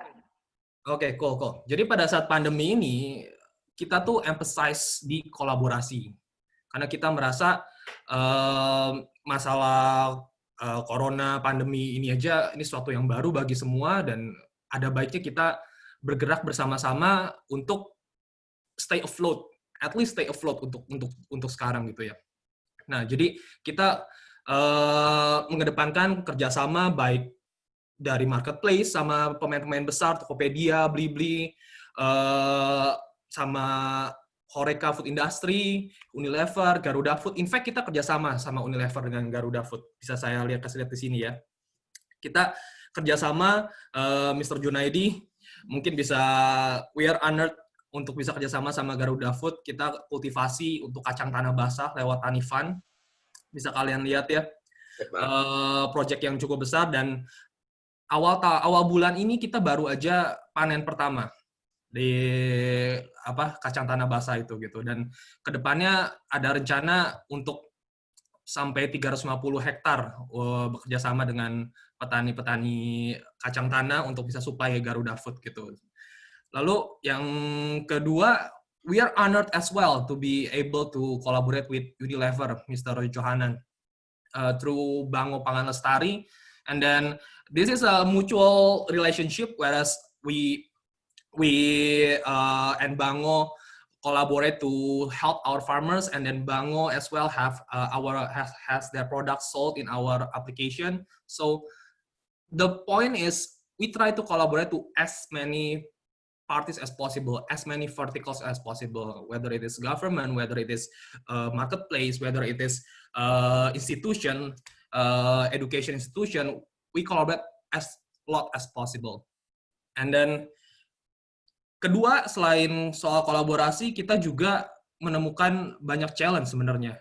Tapi kita merasa selain DNA kolaborasi itu ada di DNA kita, satu hal lagi yang ada di DNA para Tani Squad, ya kita manggil TaniHub tuh Tani Squad, kita inventif dalam merubah challenge menjadi opportunities. Kita tahu pas lagi awal-awal pandemi, bahkan sampai sekarang sebenarnya, banyak kebun binatang itu yang kesulitan untuk memberi makan hewan-hewan, ya kan, karena berkurangnya atau bahkan hilangnya pengunjung ke kebun binatang tersebut. Banyak hewan-hewan yang menderita, bukan cuma kita, terhadap pandemi ini gitu. Dan itu kenapa sejak bulan Mei kita meluncurkan sebuah aktivasi bernama Kebaikan untuk Satwa, di mana kita menyumbangkan produk-produk kita ke para hewan di kebun binatang, dan at the same time kita ngajakin juga masyarakat untuk ayo ikutan yuk nyumbang ke kebun binatang lewat platform kita. Jadi mereka beli buah-buahan, sayur-sayuran, daging ayam, di mana alamatnya tuh alamat kebun binatang. Dikirimnya yang makan itu para hewan gitu. Dan sejak Mei hingga Agustus 2020, kurang lebih ya 3 bulan terakhir, kita udah bisa menyumbangkan 8,5 ton daging ayam, buah, dan sayuran. Wow, keren banget. Di kebun binatang di beberapa provinsi di Indonesia gitu. Jadi bagaimana kita persevere di pandemik ini? Yang pertama, kita sangat mengedepankan kolaborasi dengan stakeholder yang penting. Yang kedua, kita menjadi agile, sangat-sangat agile dan inventif dalam melihat tantangan. Dan kita selalu melihat ini sisi positifnya apa ya gitu ya. Jadi dan kita nggak pernah melihat bahwa masalah itu nggak ada sisi positifnya. Seperti itu sih.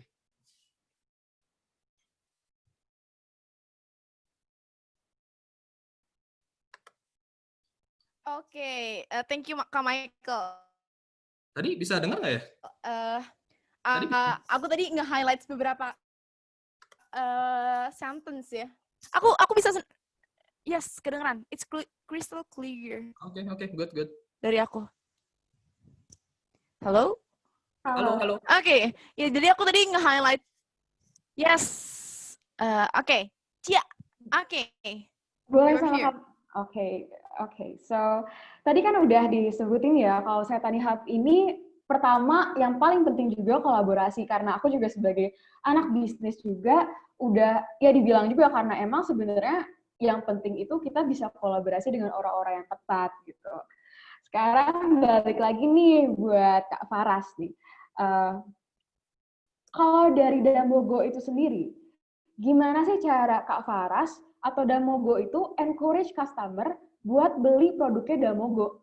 Adakah kayak bimbang atau doubts gitu dari DamoGo sendiri itu tentang mengenai apa yang DamoGo jual gitu, Kak? Pertanyaan bagus banget nih. Sebenarnya kalau kita sendiri itu, mungkin ini memang problem-problem gitu kan bagi semua awal-awal bisnis ya. Yang terpenting dari bisnis sendiri itu kan, menurut kami itu satunya itu kan di bidang edukasi dulu. Jangan sampai gitu kan, ketika masuk ke end customers, itu customer sendiri kayak miskonsep gitu kan dengan apa yang kita jual. Karena banyak banget gitu. Nah, kalau untuk edukasi sendiri yang kita perlukan itu kan sebenarnya edukasi itu harus baiknya dua arah ya. Jadi yang merchant juga dapat gitu kan, klien tuh juga dapat. Nah, kalau untuk merchant sendiri, kita perlu edukasi lagi di bagian imperfect produce gitu kan, karena banyak yang ngira kayak imperfect itu berarti kayak produknya busuk ya mas gitu, atau produknya nggak bagus gitu. Padahal like there are like a lot of stuff gitu loh yang sebenarnya itu, nah definisi imperfect sendiri bagi tiap-tiap orang tuh beda gitu. Kalau misalnya saya sendiri, ketika misalnya simpel ya gitu kan, makan beli bawang aja gitu. Bawang itu bagi gue ya kalau misalnya imperfect, mungkin warnanya agak kuning dikit gitu udah nggak apa-apa gitu, masih tetap dimakan, toh ya bawangnya gue hancurin kan. Cuman kalau untuk bagi, contoh nih, aku nyebut aja ibu-ibu, karena ibu-ibu bawang itu harus sempurna gitu kan, apalagi bawang putih, harus putih, mengkel gitu kan, terus kemudian whole gitu loh, jadi kayak whole garlic kayak gitu kan. Nah, kita harus edukasi dulu.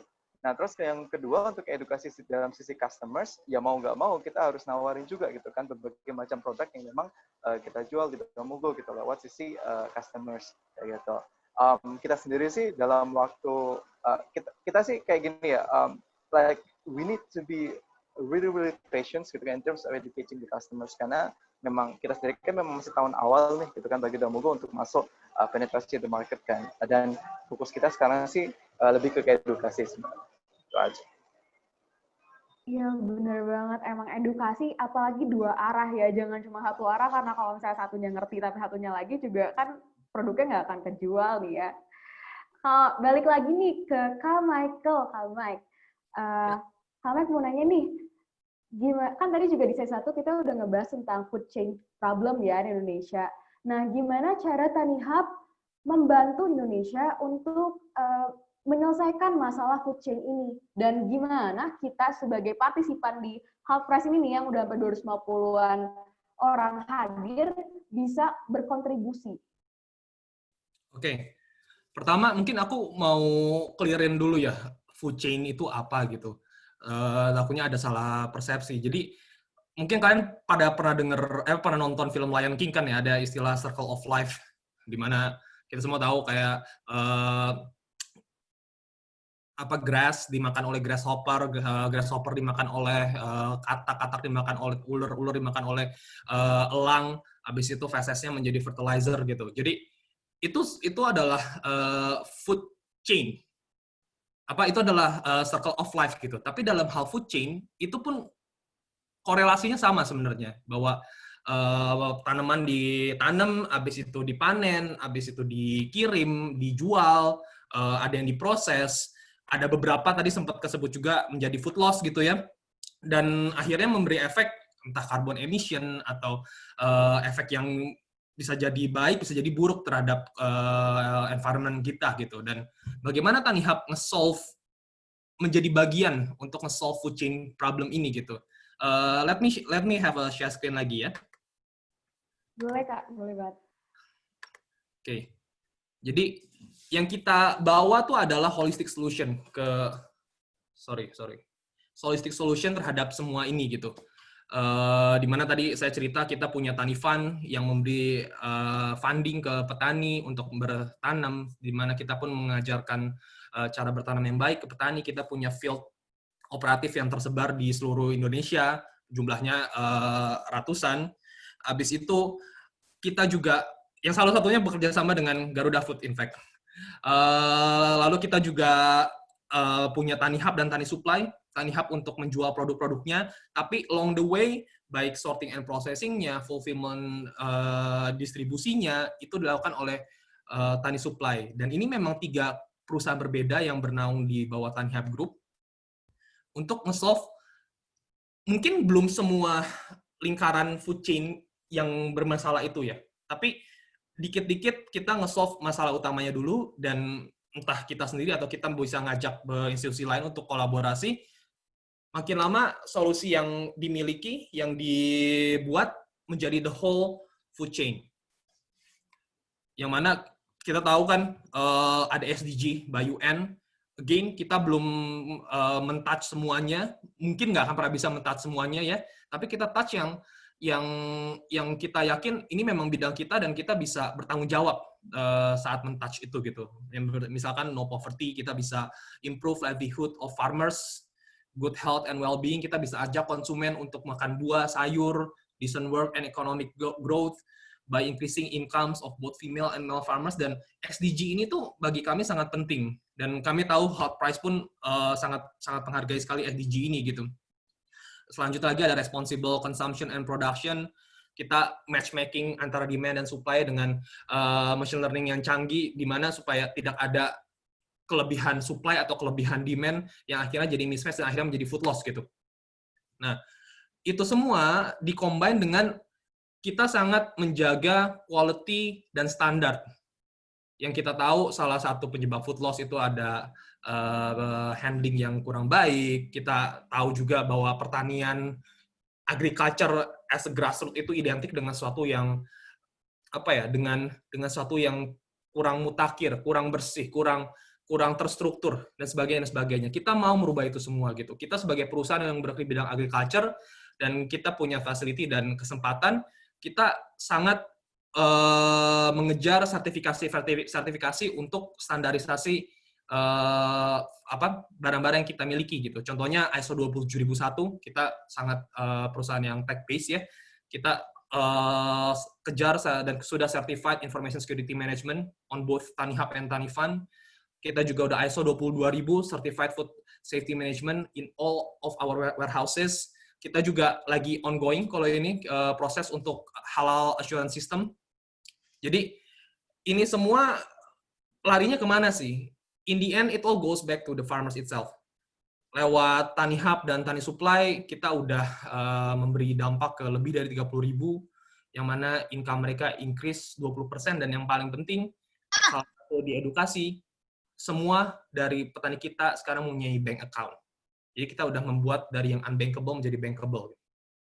Lalu dari si TaniFund-nya sendiri, kita sudah memberi dampak ke 1.500 petani, yang mana 30% income increase, terus yields-nya pun berjumlah meningkat 28%, dan again 100% punya bank account gitu. Jadi TaniHub Group ini sangat berkomitmen untuk membawa dampak positif, memajukan petani Indonesia, baik lewat akses ke market, akses capital, maupun membantu distribusi dari agriculture produknya ini sendiri gitu. Jadi kita bisa deliver better prices for customers and eliminating inefficiency.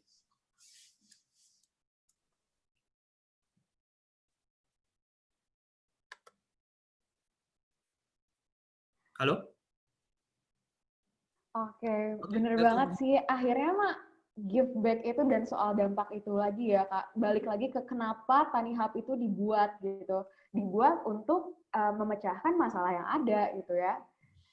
Keren banget emang TaniHub. Halo? Halo, yes. Halo? Halo. Halo? Halo, saya bisa Sekarang dengar. udah normal lagi? Oh, oke. Ya, tapi bener banget, berarti balik lagi ke permasalahan awalnya dan dari awal itu kenapa TaniHub itu dibentuk untuk membuat dampak, untuk membuat give back balik lagi ke petaninya itu gitu. Balik lagi nih ke Kak Farras sekarang. Kak Farras, mau nanya dong, apa sih major issue buat implementing DamoGo di Indonesia? Apa sih yang jadi barrier terbesarnya gitu? Sebenarnya sih kalau barrier terbesar, kembali lagi ya, itu kan pertanyaannya mirip dengan pertanyaan awal tadi. Kita di bagian edukasi sih. Jadi simpel ini aja deh. Beberapa hari lalu kita dapat order dari dua sisi ya, yang merchants sama yang customers. Nah, ada customers itu yang beli makanan DamoGo kan. Itu like it was a pizza, harganya itu 80.000, jadi sekitar 50.000, 40.000 doang gitu kan. Nah, ketika masuk ke sana, customer saya ini nanya ke bagian tellernya dong, ke bagian cashiernya, Kak, ini kok pizzanya tuh jadi murah tuh karena apa gitu. Nah, kakaknya bilang, oh ini pizzanya tuh pizza surplus kayak gitu. Oh ini pizza surplusnya apakah bisa hari lalu kagak? Jadi gini, konsep surplus sama konsep imperfect yang ada di kitchen tuh sebenarnya banyak banget. Sesimpel gini lah. Say you are a manager ya, misalnya kayak atau head of purchasing gitu kan di bagian restoran. Nah, ketika di bagian restoran itu kamu deal dengan banyak hal. dari nota gitu kan, kemudian juga mungkin dari supply, kemudian juga dari inventory gitu. Nah, ada beberapa bahan inventory itu yang sebenarnya tuh numpuk gitu, apalagi corona ini kan. Nah, kita di DamoGo itu sebenarnya berusaha untuk sebenarnya kayak apa ya, easing gitu lah, easing biar inventory yang numpuk-numpuk ini keluar lebih cepat gitu ya. Jadi kayak kita lelang gitu dengan harga yang lebih murah. Nah, itu salah satu contohnya ya untuk pizza. Kembali lagi juga nih, contoh gampang banget di sisi merchant. Contohnya kamu punya bakso. Lu nyiapin bakso itu sekitar 50 porsi atau 60 porsi tiap hari kan. Ketika lu nyiapin bakso, pada saat corona ini, pertanyaannya adalah apakah bakso itu bisa terjual semua? Kagak. Karena tidak ada guarantee system yang bakal yang bakal menjamin bahwa bakso kamu itu akan terjual semua. Nah, di DamoGo itu kita ngasih kesempatan lagi, karena kita percaya nih bahwa ini food inventory itu punya nyawa kedua gitu loh. They have a second life gitu. They have a chance gitu kan to get alive again. Nah, kita tuh ngasih nyawa itu ke ke this inventories through our systems. Nah, itu di bagian merchants ya. Di bagian merchants to customers. Nah, terus kemudian juga kalau di bagian imperfect, nah itu kalau imperfect ceritanya sih lebih lucu lagi ya. Mungkin kalau kalian tahu for let's say for carrot ya, untuk wortel deh. Wortel ketika yang disajikan gitu kan, yang disajikan di retail, yang namanya wortel itu sendiri tuh biasanya itu bentuknya tuh harus sempurna gitu. Warnanya harus oranye, harus tegak, harus sempurna, pokoknya harus gede gitu kan ya. Tapi ketika kita panen, yang namanya udah masuk ke daerah petani, ketika kita panen wortel tuh jadinya tuh macam-macam bentuknya. Ada yang kayak gini gitu kan, ada yang double gini, ada yang triple gini. Mungkin kayak Mas Michael udah ngelihat tiap hari ya bentuknya wortel macam-macam seperti apa. Nah, ketika ada kondisi seperti itu kan biasanya posisinya petani itu bingung dijual kemana karena barang reject, gitu kan. Terus kemudian juga nggak tahu kan dilempar kemana. Nah, kita itu easing those imperfect produce, gitu kan, kembali lagi kita lempar lagi ke merchant sama ke customers. Kayak gitu sih kalau fokusnya kita. Jadi yang food loss dan food waste yang ada di channel di bagian food cycle tadi, kita berusaha gimana untuk untuk melancarkan. Nah, kita kan masuk operasional bulan keempat nih, tapi dalam 3 bulan terakhir kita tuh sudah berhasil, kita nyebutnya rescue ya. Jadi DamoGo itu kita nyebutnya kalau tadi itu namanya adalah Tani Squad ya Mas tadi ya? Oh, Iya. Ya Mas ya? Squad ya. Nah, kita kalau nyebutnya sih food waste fighters sih Mas kita. Jadi kayak ada rekan DamoGo, ada kawan DamoGo kan. Nah, rekan itu untuk yang customers, kawan itu untuk merchants. Nah, untuk ke rekan dan kawan DamoGo ini kita berhasil rescue sekitar 35 ton sih dalam 3 bulan ini. Kayak gitu. Still small numbers karena untuk wortel terbuang di Jogja sini itu ada sekitar 500 ton per hari. So still small numbers sih. And then we keep to push gitu kan the products even further. Cuman ya biar tadi nggak ada gitu bocornya tuh kita talangi dikit lah gitu kan. Walaupun bocor ada di mana-mana, ya udah kita bantu talangi dikit.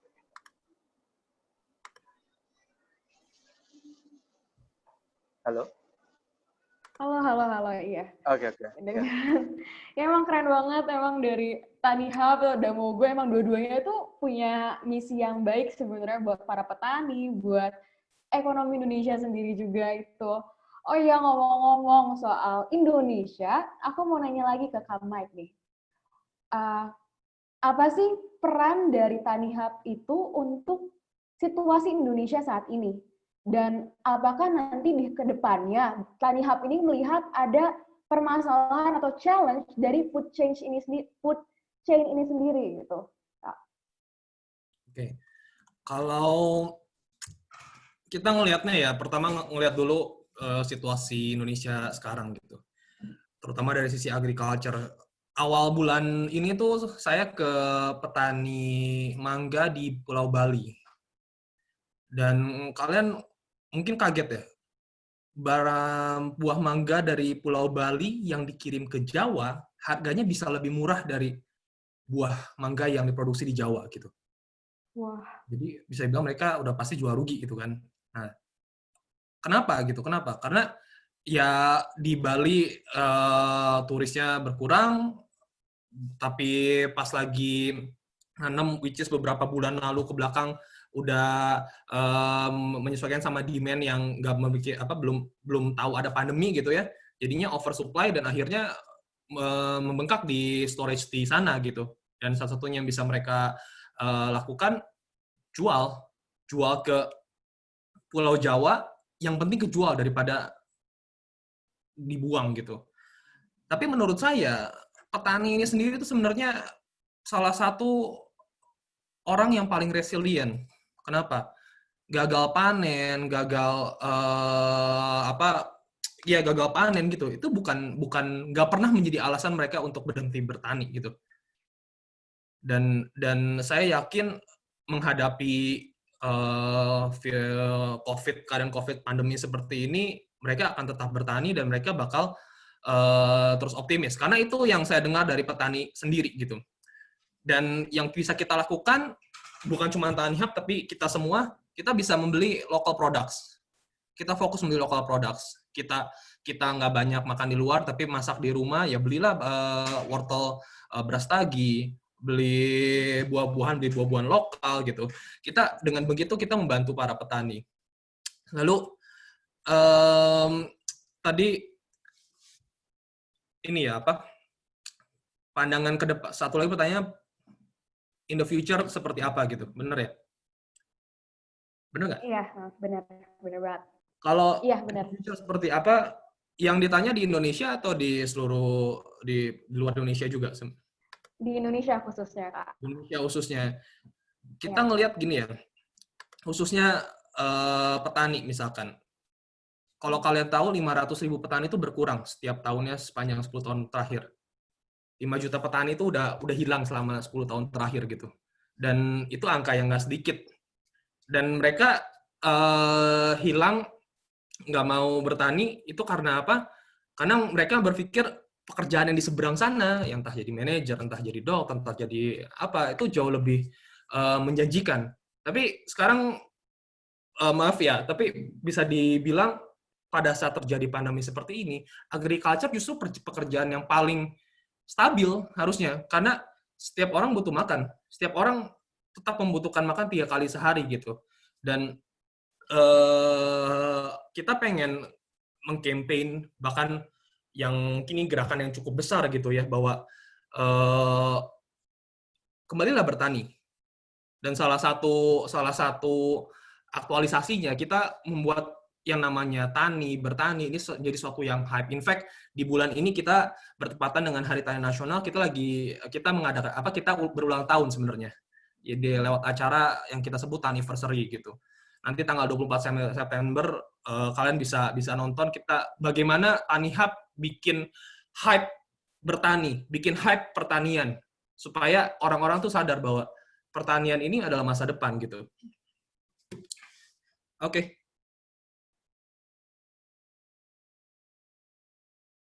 Halo? Halo? Oke, Kak Michael. Aku udah dengar tadi sih kurang lebih dari Kak Michael, and I agree with it. I'm totally agree with it. Terus aku mau lanjut nanya nih ke Kak Farris ya. Menurut Kakak, sebenarnya apa sih major teknologi yang biasanya kita bisa gunain untuk maintain bisnis gitu? Apalagi bisnis Kakak, kan pasti banyak nih as a startup, we use a lot of technologies gitu kan. Menurut Kakak, one of the concern atau teknologi yang biasa digunakan, apalagi sekarang kan banyak banget kan mengikuti banyak farmers kan. Teknologi apa sih yang Kakak implement dan most of it apa yang Kakak pakai gitu? Untuk biar nggak salah ya, biar nggak salah tangkap aja. Jadi apakah pertanyaannya itu teknologi apa yang digunakan DamoGo pada saat membuat platformnya kah? Atau teknologi apa yang menurut kamu proprietary untuk DamoGo? Yang mana nih pertanyaannya? Second questions, Kak. Second questions ya, bagian proprietary ya. Iya. Halo? Iya, betul. Oke. Nah, di bagian proprietary. Nah, sebenarnya sih kita percaya di DamoGo itu masalah food loss sama food waste itu sebenarnya paling gampang itu di masalah distribusi kan. Nah, kalau kita ngomongin masalah distribusi, itu berarti kita ngomongin masalah data. Nah, data itu hubungan sama data science sama AI ya, sama machine learning. Nah di DamoGo sendiri itu kita sebenarnya sih we treat data itu bukan kayak cuma sebatas apa ya, not icing on the cake gitu sih, bukan pemanis juga gitu kan. Kayak memang data itu menjadi core sendiri. Kenapa kita treat data itu sebagai core? Karena gini, dari data dinas pertanian aja gitu kan, untuk Pemda ya di wilayah DIY, dinas pertanian sini itu bagian government, mereka tuh nggak tahu loh jumlah, sesimpel gini aja lah, sesimpel kayak produksi yang dibutuhkan, produksi kubis yang dibutuhkan untuk wilayah DIY itu nggak tahu loh, karena banyak banget gitu produksi-produksi ini yang mungkin bocor gitu kan, dan demand-nya itu tidak sesuai. Pada akhirnya ketika demand tidak sesuai, akhirnya banyak banget restoran-restoran yang ada di Indonesia atau mitra-mitra yang ada di Indonesia ini, mereka tuh harus ngambil kubis malah dari kota lain coba. Jadi menurut aku tuh dari sesimpel data gitu kan, kita masih lacking the data tuh, karena data sesimpel kayak produksi sama konsumsi aja nggak ada. Data paling update dari Dinas Pertanian DIY itu untuk sesimpel kubis ya, kubis itu adalah 5 tahun yang lalu, 2015 gitu loh. Menurut gue itu salah satu masalah yang krusial banget kalau bisa kita ngomongin kubis sama food loss. Nah, jadi yang untuk proprietary di DamoGo adalah kita sendiri itu sudah trade data sama trade machine learning itu as part of as part of our technology sih di DamoGo gitu. Walaupun masih dalam tahap pengembangan karena memang kita secara operasional tadi baru masuk bulan keempat. Oke. I totally agree with you, Kak Farras, karena sekarang kan apalagi di industry 4.0 all about data, terus kayak kalau misalnya data yang nggak update, it might be one of the struggles ya, apalagi buat startup untuk establish and develop more about aplikasinya itu sendiri. Nice insights, Kak. Dan BTW tuh kayaknya itu bisa banget nih buat jadi insight buat para calon participants dari HULT Prize, karena data dan juga that kind of technologies yang bakal dipakai buat mereka nanti ada compete gitu. Itu bisa menjadi salah satu permainan seperti itu. And we're gonna move on ke Kak Michael. It will be the same question sama seperti Kak Farras.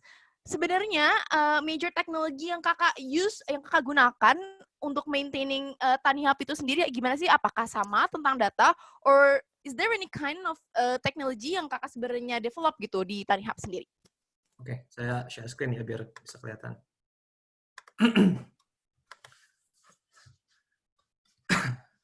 Oke, jadi untuk teknologi yang jelas pertama kita gunakan itu aplikasi e-commerce ya, di mana kita mengconnect beberapa farmers group, beberapa petani yang ada di dalam farmers group untuk connect sama marketnya sendiri. Kita lebar, ada supermarket, hotel, and restaurant catering, SME, sampai ke individual gitu. Ini pernah ada yang nanya, kok kayaknya TaniHub menyerap semua jenis market gitu ya, fokusnya di mana? Nah, justru kebalik, kita tuh fokus sekali.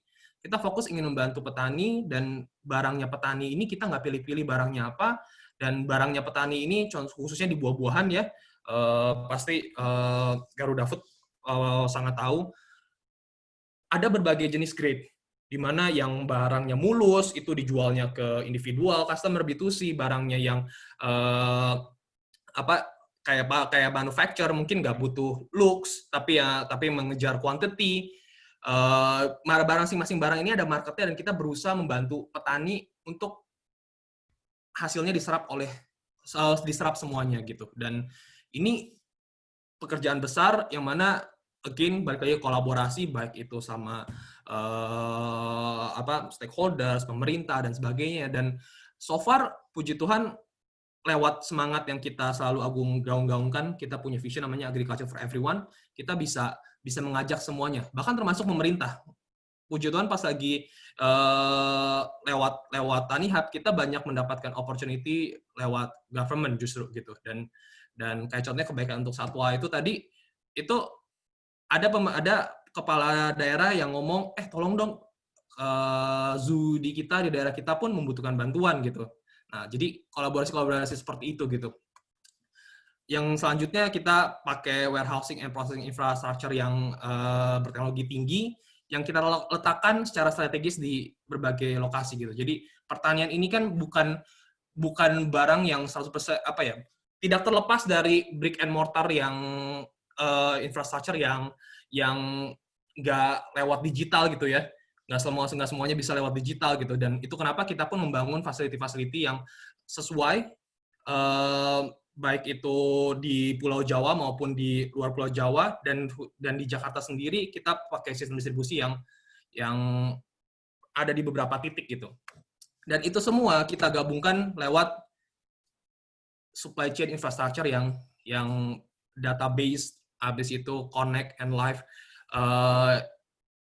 real time, yang mana bisa membuat yang tadi saya sebutkan diskrepansi antara supply and demand lewat machine learning yang canggih, kita bisa match-kan supaya nggak ada lagi inefficiency yang akhirnya bisa menjadi food loss lah, bisa menjadi hal negatif lainnya gitu. Jadi kalau misalnya ditanya TaniHub itu pakai teknologi apa, kita benar-benar menggabungkan teknologi yang app based, cloud and everything and so on, termasuk kita menggabungkannya dengan teknologi infrastructure backbone yang nggak kalah mutakhir, yang nggak kalah penting. Nah, jadi itu yang saya sebut TaniHub ini membangun ekosistem yang holistik, bukan cuman di satu sisi menjual barangnya aja, di satu sisi gimana namanya doang, tapi connect the dot to one another. Lebih itu sih. Sure, I'm totally agree with you, Kak Michael. Aku baru ngeliat tadi PowerPoint-nya, it's very holistic, dan ternyata masih banyak banget parties yang ternyata bisa dilibatkan nih dalam proses food supply chain. Karena as what HULT said, pangan itu bukan hanya sekedar makan dari produsen, terus akhirnya ke konsumen. It's more than that, ya kan Kak? Kita melalui banyak misalnya local farmers, bahkan sampai sekarang di-develop lagi teknologinya seperti yang what TaniHub does. I think it's very insightful session dari Kak Michael dan juga Kak Farras. Aku dari tadi sampai kayak goosebumps gitu, kayak wow, ternyata banyak banget insights yang aku dapetin in just one session in 40 minutes. It's a lot, dan udah banyak banget ternyata pertanyaannya masuk. I think we should move on into the next sessions, which is the question and answer sessions. Jadi aku dari tadi udah nerima banyak banget nih. Buat teman-teman yang mau nanya, boleh langsung put your questions down below di inbox chat aja, boleh, nanti bakal aku bacain. But are you guys ready for the questions? Mr. Jochanan, Mr. Jun, Kak Farras dan juga Kak Michael? Yes. Yes, ready. Okay, pertanyaan pertama, it comes from wait for a moment. Okay. It comes from Elang Satria. Can food cold storage help solve problems regarding seasonal food deficiency in Indonesia's food supply chain? Also, can it be a lucrative business in the future? Heard it's pretty lucrative in other countries. People that owns the storage provides safekeeping service for other retailers, helping food producers to connect with retailers. I think this question is for Mr. Jochanan and also Mr. Jun. Mr. Jochanan, do you can hear my voice clearly?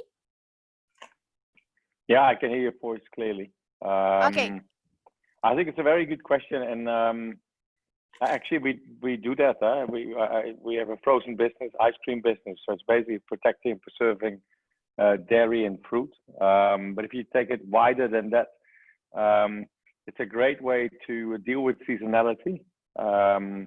And protecting also the nutrients of food. So if you think about this, frozen is probably one of the best ways to keep the nutrients into vegetables or other food sorts. I think the second question was around, is it a lucrative business? Yeah, sure, lucrative.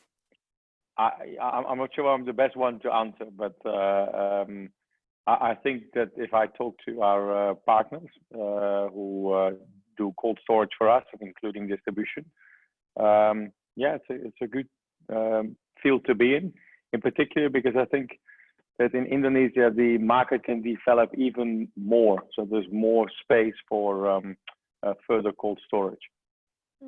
Sure. Thank you, Mr. Jochanan, for the answer. And now, Mr. Djunaidi, what is your answers regarding the Elang Satria's questions? I think it's very nice questions. Thank you, Isa, for Yes, sure. facilitate the questions. Yes, I think almost same with Mr. Jochanan. But in case for the Garudafood, our product is a fried product. Mostly it's a snack product, biscuit. So I might try to digest the questions. Is mean to extend or to prolong the shelf life of the product. Yeah. So this process for the frozen, I think, will be more suitable for the frozen food. But the question I can understand, we can implement into the raw material. So for example, back to peanut, we can prolong the freshness of the peanut, the shelf life of peanut before processing. Also to retain from the rancidity, it can be done. Yeah. For the other, for the implementation for the bakery, because Garudafood known as a peanut product, but actually we have a lot of other products like biscuit and poultry, and also the crackers. So for the chilling process, I think is not suitable for the finished product. But for the future, perhaps if we can have a power bake product, power bake, I mean, is a half bake, then we can send to the store and place it into the cool display, cool refrigerator display. Then it probably to work, and I think it's a real creative, yeah. And also to export, yeah. The challenge to export for us is the biscuits is easier, peanut is more challenging. Peanut is the rancidity, so we have to prolong the shelf life through to improvement of the packaging barriers. Hopefully that can answer the question. Thank you. Okay, thank you, Mr. Jochanan and Mr. Djunaidi. The question, your answer is answer the question that has delivered by Elang. So actually, we have received a lot of questions for all of you.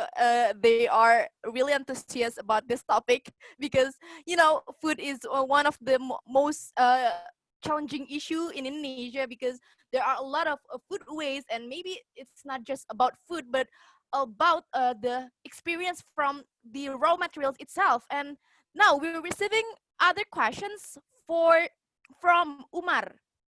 Wait for a moment. So this questions is for Kak Michael and Kak Farras. Halo Kak Michael dan Kak Farras, terima kasih untuk sharingnya, keren banget. Perkenalkan, saya Umar Hilmi Fadila dari Pasca Panen ITB, dan alhamdulillah tim saya juara 1 di HULT Prize tahun lalu. Saya ingin tanya Kak, tim saya kan sekarang lagi ngembangin produk. He and his teams is creating a products untuk menjaga kualitas dan meningkatkan masa simpan buah-buah dan sayur. Untuk saat ini kita mampu meningkatkan masa simpan kebanyakan sayuran dan buah tropis rata-rata 2 kali lipat. Nah, kalau menurut kakak-kakak, produk ini kira-kira dibutuhkan nggak ya untuk para petani dan distributornya? Terima kasih. Maybe I want to translate more. So he and his teams is a winning team from HULT Prize last years. He create products that can make vegetables and also fruit last longer 2 times than before. So is this kind of product will be the good kind of business for you? So, do you, Kak Farras, Kak Michael, do you want to answer first? Who want to answer first? Oke, mungkin saya justru balik nanya. Umar, saya boleh minta nomor telepon kamu nggak? Wow, Umar. Ya. Sangat-sangat dibutuhkan, dan especially TaniHub khususnya yang bergerak di bidang buah-buahan, sayur-sayuran, 2 hal itu. Kita justru mencari talent-talent di kampus-kampus yang memang tertarik untuk mengembangkan agriculture. Kita lagi invite undang sebanyak-banyaknya. Kayak contohnya ya, saya di tim saya sendiri, saya punya seorang tim yang ngomong wortel itu bisa di-extend sampai minggu ke-24. Caranya gimana? Dengan di-soak ke moringa seed itu sari daun kelor selama 5 jam, habis itu ditaruh di bawah sinar matahari selama 50 menit. Dan itu bisa meng-extend umur wortel sampai minggu ke-24. Wow! aku pas lagi denger aja langsung terpukau gitu. Jadi dan ternyata itu nggak butuh apa ya? Ada cara-cara yang nggak rumit, yang butuh rocket science bagaimana, tapi kita cuma butuh tahu. Dan selama ini mungkin talent-talent yang mengetahui informasi itu nggak tahu masa depan ini bisa kepakainya di mana sih? Bisa dipakai di TaniHub. In fact, kalau Umar lihat chat di Zoom, itu ada namanya Pak Saryo. Pak Saryo ini Director Tani Supply Indonesia. Bahkan dia langsung nulis nomor teleponnya tuh. So Umar, please contact us soon.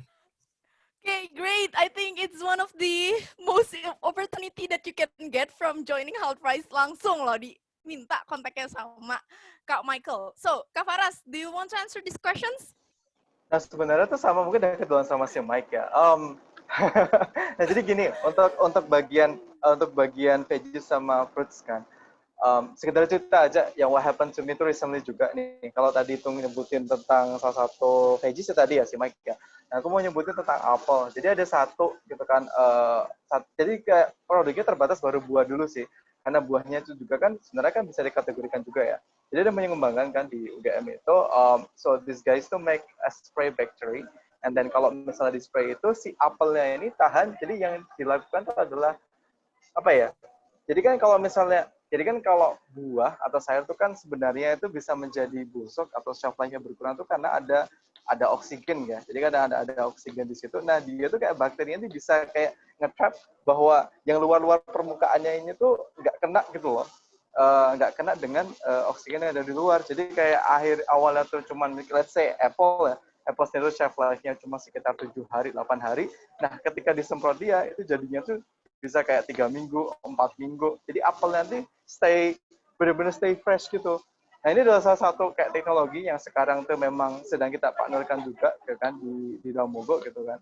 Nah, kalau misalnya Umar berkenan gitu, kalau misalnya mau ngobrol-ngobrol juga, tapi saya kan di wilayah Jogja nih, kita bisa ngobrol juga untuk masalah foto sama place kayak tadi. Jadi aku izin juga untuk nyimpen nomornya juga. Oke, thank you Kak Farras. Jadi aku mau cerita sedikit. Tahun lalu kebetulan aku juga ngurus HULT Prize. Umar dengan timnya Bakut, dia mempunyai correct me if I'm wrong ya Kak Umar. Jadi ada satu gel, I don't know if it's gel or if it's sebuah cairan. Jadi dia tinggal dicelupin aja ke dalam air dan sayuran dan buahnya tinggal dimasukin and it will last longer gitu. Dan itu benar-benar udah teruji. Emang keren banget sih Kak Umar. Oke, we're moving to the next questions. The questions is for Mr. Jochanan. It's come from Ricardo Christian Tiopan. Hello, I want to ask to Mr. Jochanan, as you said before that our food system is in unbalanced situations. And if we reach that balanced situations, what strategy that you suggest to maintain that balance? Thank you. Yeah, no, I think it's a very good question. And let me try to answer what I've shared before, I think in one of the slides as well. I think a more balanced food system operates on two sides. So one is what we eat is more nutritious, and hence, people actually develop and be healthier from that. So that I think is the first one. And with that comes in a way, healthy food and a food chain. And we've just been talking about, increasing the lifetime or shelf life of vegetables. Now, that is, I think, a great example of how to get there. But I think the second one attached to that as well is that we got to help people and make them more aware about what healthy and nutritious food is. So what to eat and maybe what not to eat. And what are the nutrients in there and what they do for your body. So there's a whole educational aspect for it as well. So that's one side of it.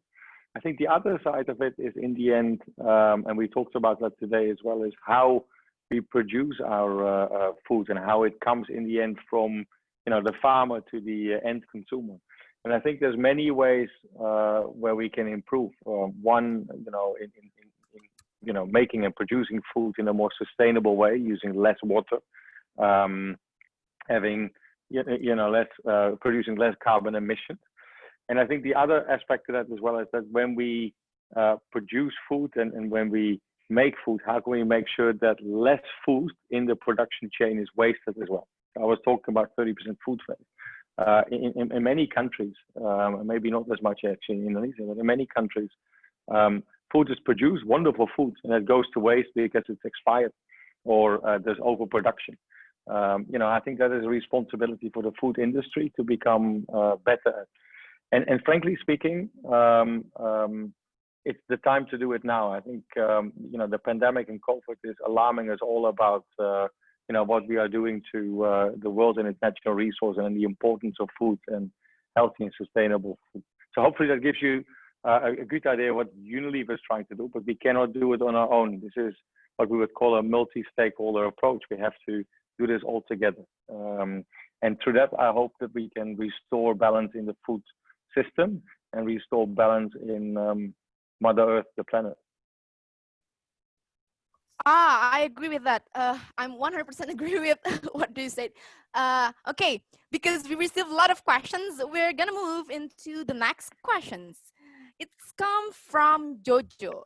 Greetings, my name is Jojo, and I want to ask from all the spokesmen. So he asked for all the speakers here. Pardon me if my knowledge regarding all the information talked before seems horrible, because my speaker had a problem. My question is, food problem has become a very interesting problem in Indonesia.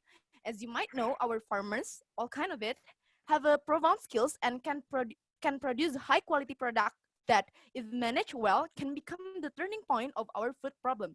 My suggestion regarding this problem is, rather than having various kinds of brands and corporate that manage Indonesia foods or agricultural productions, why not have one gigantic corporate that manage Indonesian food or agri things? Regarding governments or swasta things, we can make it have a stock investment system.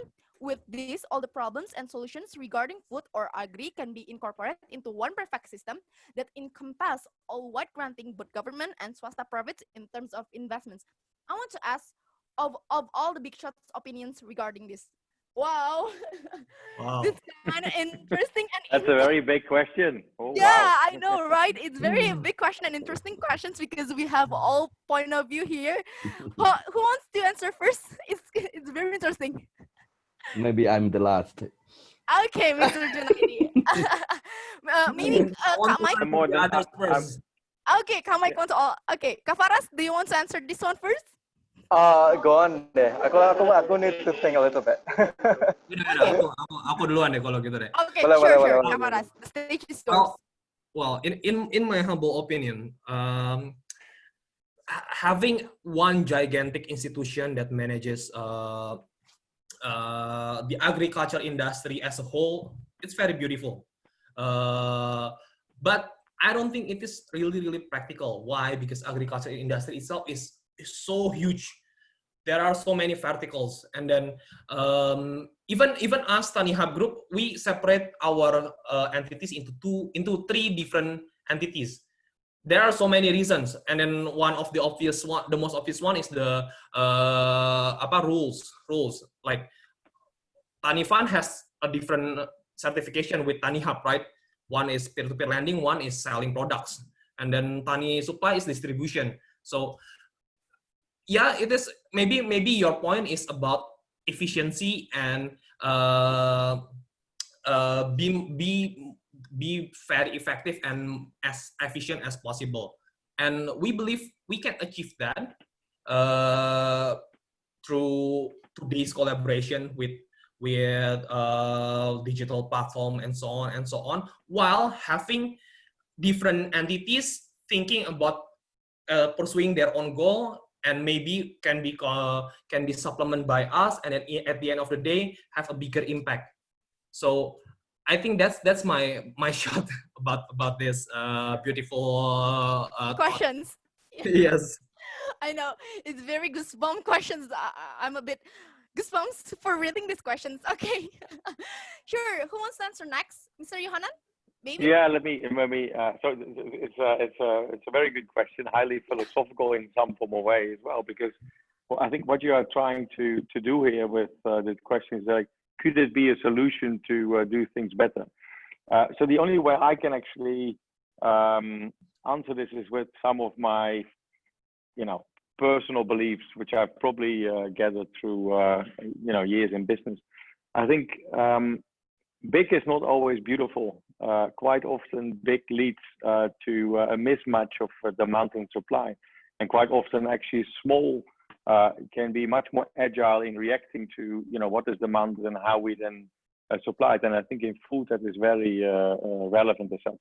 If you have, one example where this model was tried, for example, in the last 50 years, it could be the former Soviet Union, where there was much more of a plan economy approach to food and how to supply food. And quite often what happened is that when people wanted potatoes, they got apples.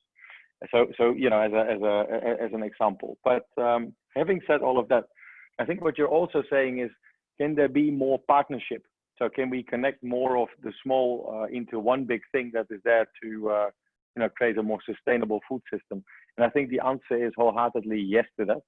And I think if you'd ask me, there's a role for public services, the government to play in that as well. And I think if we're all joined up to say, like, this is about feeding the nation with nutritious food in a sustainable way, then it can work.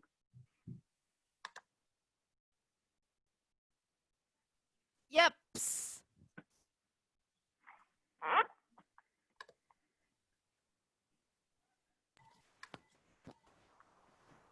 Okay, maybe I'm the next. Okay. Sure, Mr. Thank you. Jun, you can Yeah, answer yeah. this one. I was about to answer though, but then go for it. Okay. But Farras, I think you want to take first. Go on. I'm okay, Yeah. Okay. This is very difficult to answer. But Yeah, I know, right? yeah. It is usually I deal with the technical, but this is more for macro questions. Yeah. But I would agree with Jochanan.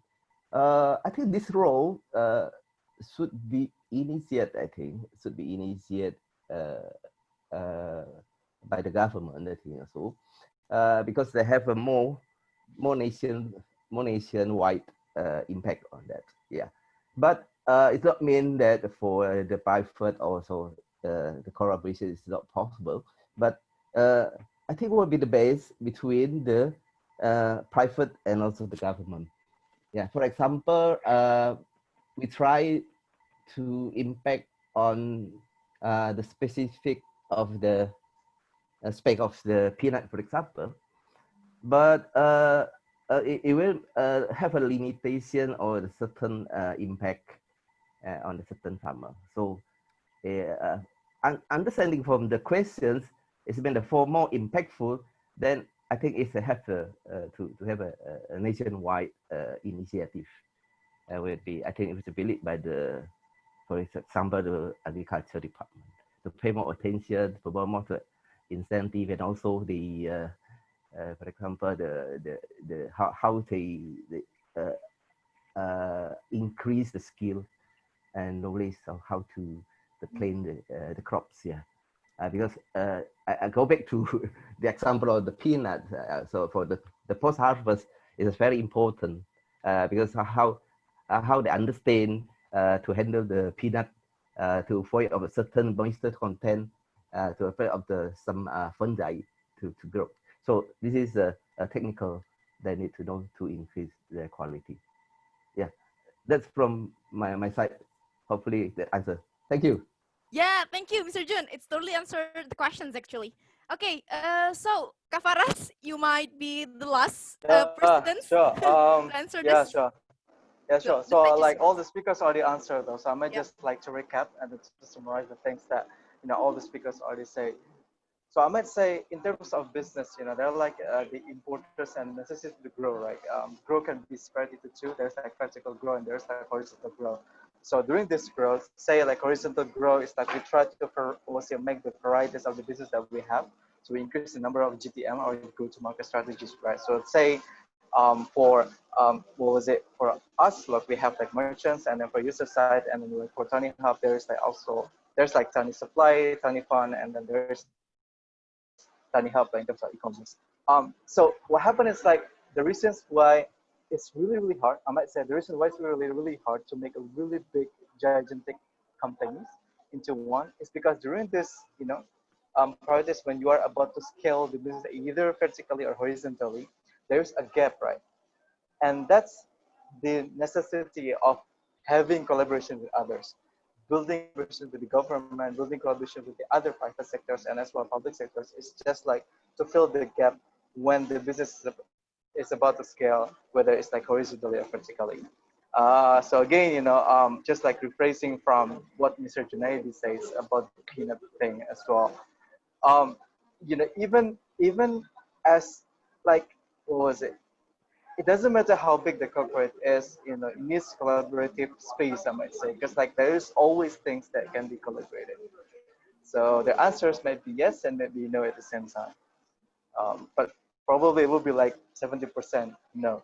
So yeah, I think that's from my take though. Okay, cool. I'm so speechless from the beginning until the ending because what I can conclude here, there are a lot of gaps between the things that if we want to create that gigantic corporate, that what all of the speakers has said. So I think will be the last questions. Actually, we received a lot of questions but sadly we can't and unfortunately we can't deliver it to you. But maybe we can have a next sessions. So this is the last questions. Hello, speakers. Thank you so much. Thank you very much for the insights delivered today. It was very helpful for new innovators to make a framework out of this. But I believe there is still one issue left and unaddressed, the one proposed by Mr. Jochanan. The problem of malnutrition, I believe, cannot be solved by simply increasing output productivity. If you dig deep enough, it will eventually lead to a matter of poverty, how people cannot even afford adequate food in the first place. How do you think we should approach the problem of poverty with food? And how do you suggest we redistribute food waste before it even began to turn into food waste? Wow, it emerged new things, new issue in these sections. It's gonna be very hot, hot sessions. Mr. Jochanan, do you want to answer these questions? I think it's a nice and interesting question. It's a very good question. Yeah. I think I believe it's from Nicola. Yes.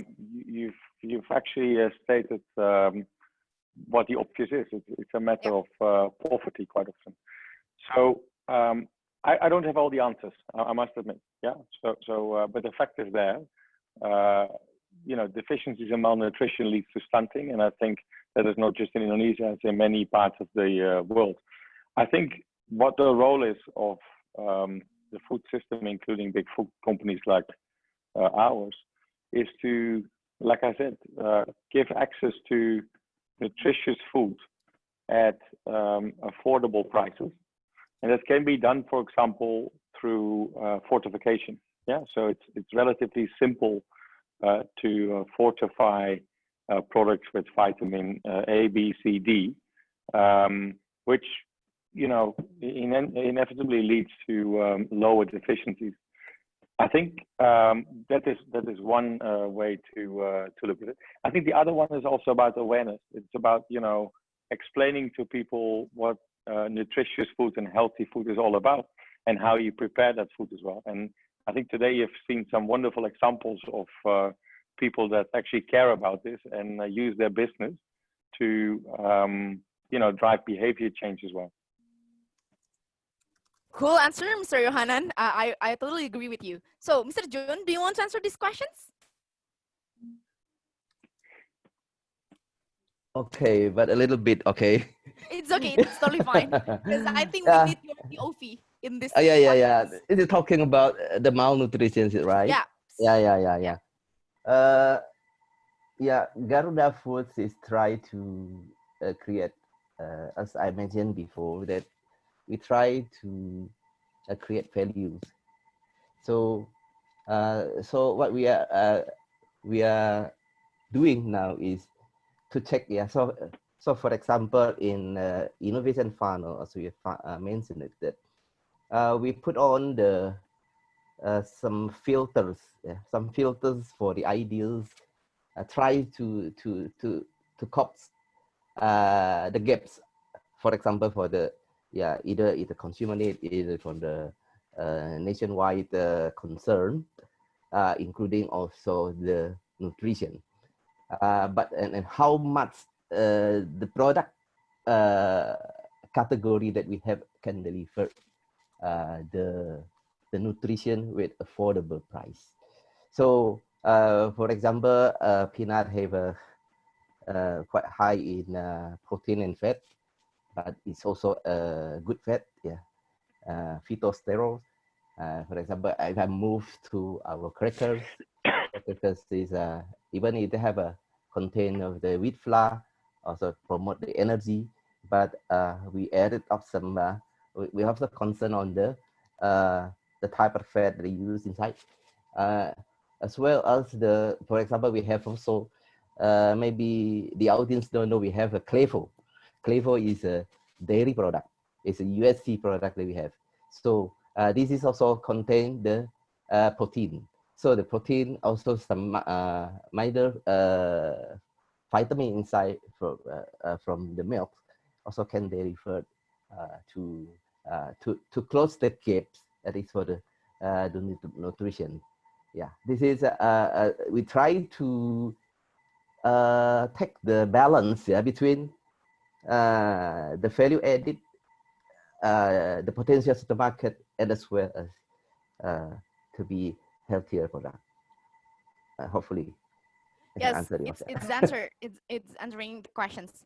Okay, so I think we run out of time. I'm totally goosebump from beginning to at the end of the sessions. It's totally an insane sessions. I'm I'm speechless. Thank you, Mr. Jochanan. Thank you, Mr. Djunaidi. Thank you, Kak Michael and Kak Farras for the insightful moments. There are a lot of opportunities that open for all the startups. And for your informations, HULT Prize deriving many startups, especially this year's, because our theme this year's is about food for good. So maybe if you have want to invest or maybe help our startups, it's totally open for you guys, and I will provide the contact and the email and any kind of information that you want that you might be asked into our teams. Thank you, and thank you. Maybe for the next sessions, I want to give it again to our one and only moderator, Alfani. Are you there? Yes. Thank you, Cool. Aisha. Cool. Thank you for taking control of it when my signal is very bad here.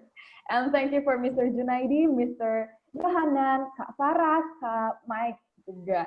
So now we will go to the photo session for all of us. So for the operator, are you ready? Are you ready now? Okay, let's start the photo session, okay? 1, 2, 3. 1 again, maybe. 1, 3.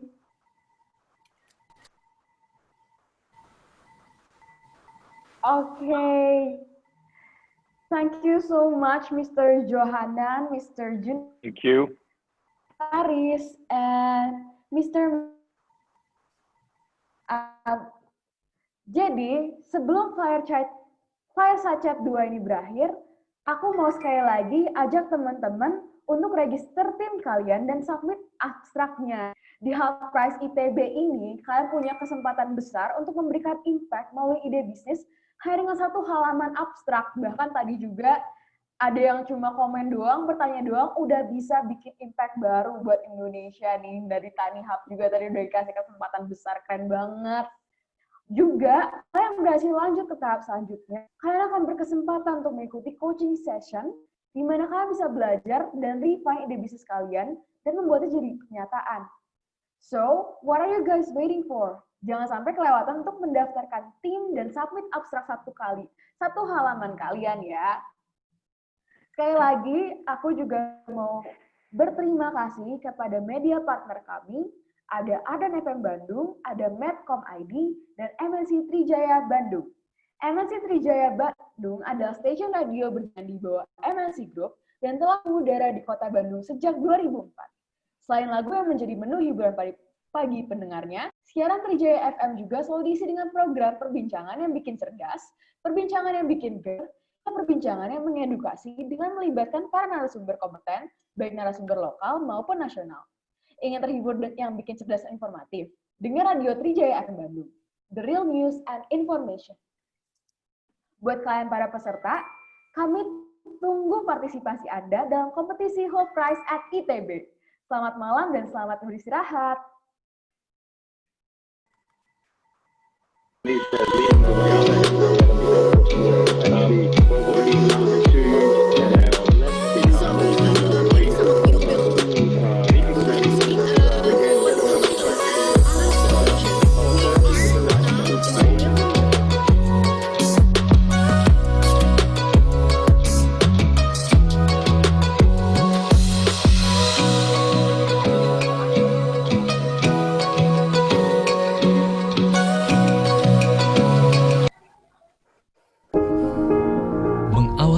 Dengan informasi terkini, menjadi sumber referensi dan inspirasi di setiap aktivitas. Melalui news video have some photo together. Yeah. Cepat, akurat dan lengkap. Dengan kekuatan teknologi digital, Mitcom.id hadir dengan berita pilihan yang dikemas secara menarik. Mitcom.id, digitally inspired. I think we have to have some photo session together for everyone. That here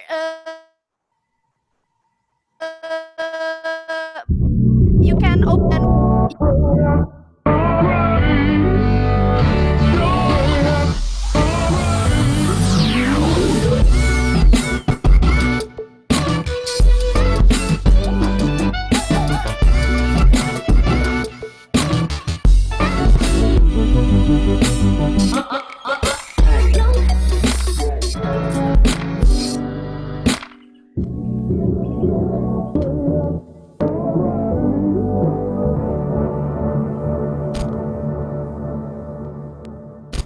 Sebelum pada bubar, ayo kita semua pada open cam, terus kita foto bareng ya sama speaker-speaker keren banget nih. Ada Pak Djunaidi, Pak Michael, Pak Jochanan, sama Kak Farras tadi ada. Oke, ini siapa yang mau ngambil fotonya nih?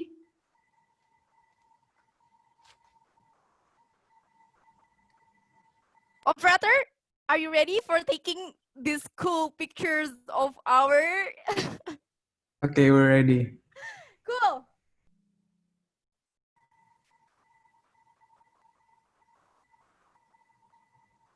Oke, ambil posisi ya. 1, 2, 3. Oke, again. 1, 2, 3.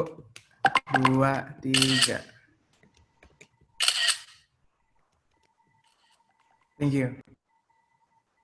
Makasih banyak. Thank you so much for all of you, for the great speaker, Mr. Jochanan, Mr. Michael, Mr. Djunaidi, and Mr. Farras. It's such an honor and a pleasure for us to have you guys as our speaker. Thank you too for Kak Aisyah and all of the HULT Prize team for the very successful night tonight. Thank you for all of you guys. Good night and have a nice sleep. Thank you very much. Thank you so much. Keep in contact. Bye-bye. Keep in contact. Thank you for Jochanan, Yeah. Pak Djunaidi, Thank you, host. Kak Thank Michael, you, Farras, dan juga Kak Jochanan. Yeah, all of it. Thank you. Farras. It's very insightful night. Thank you.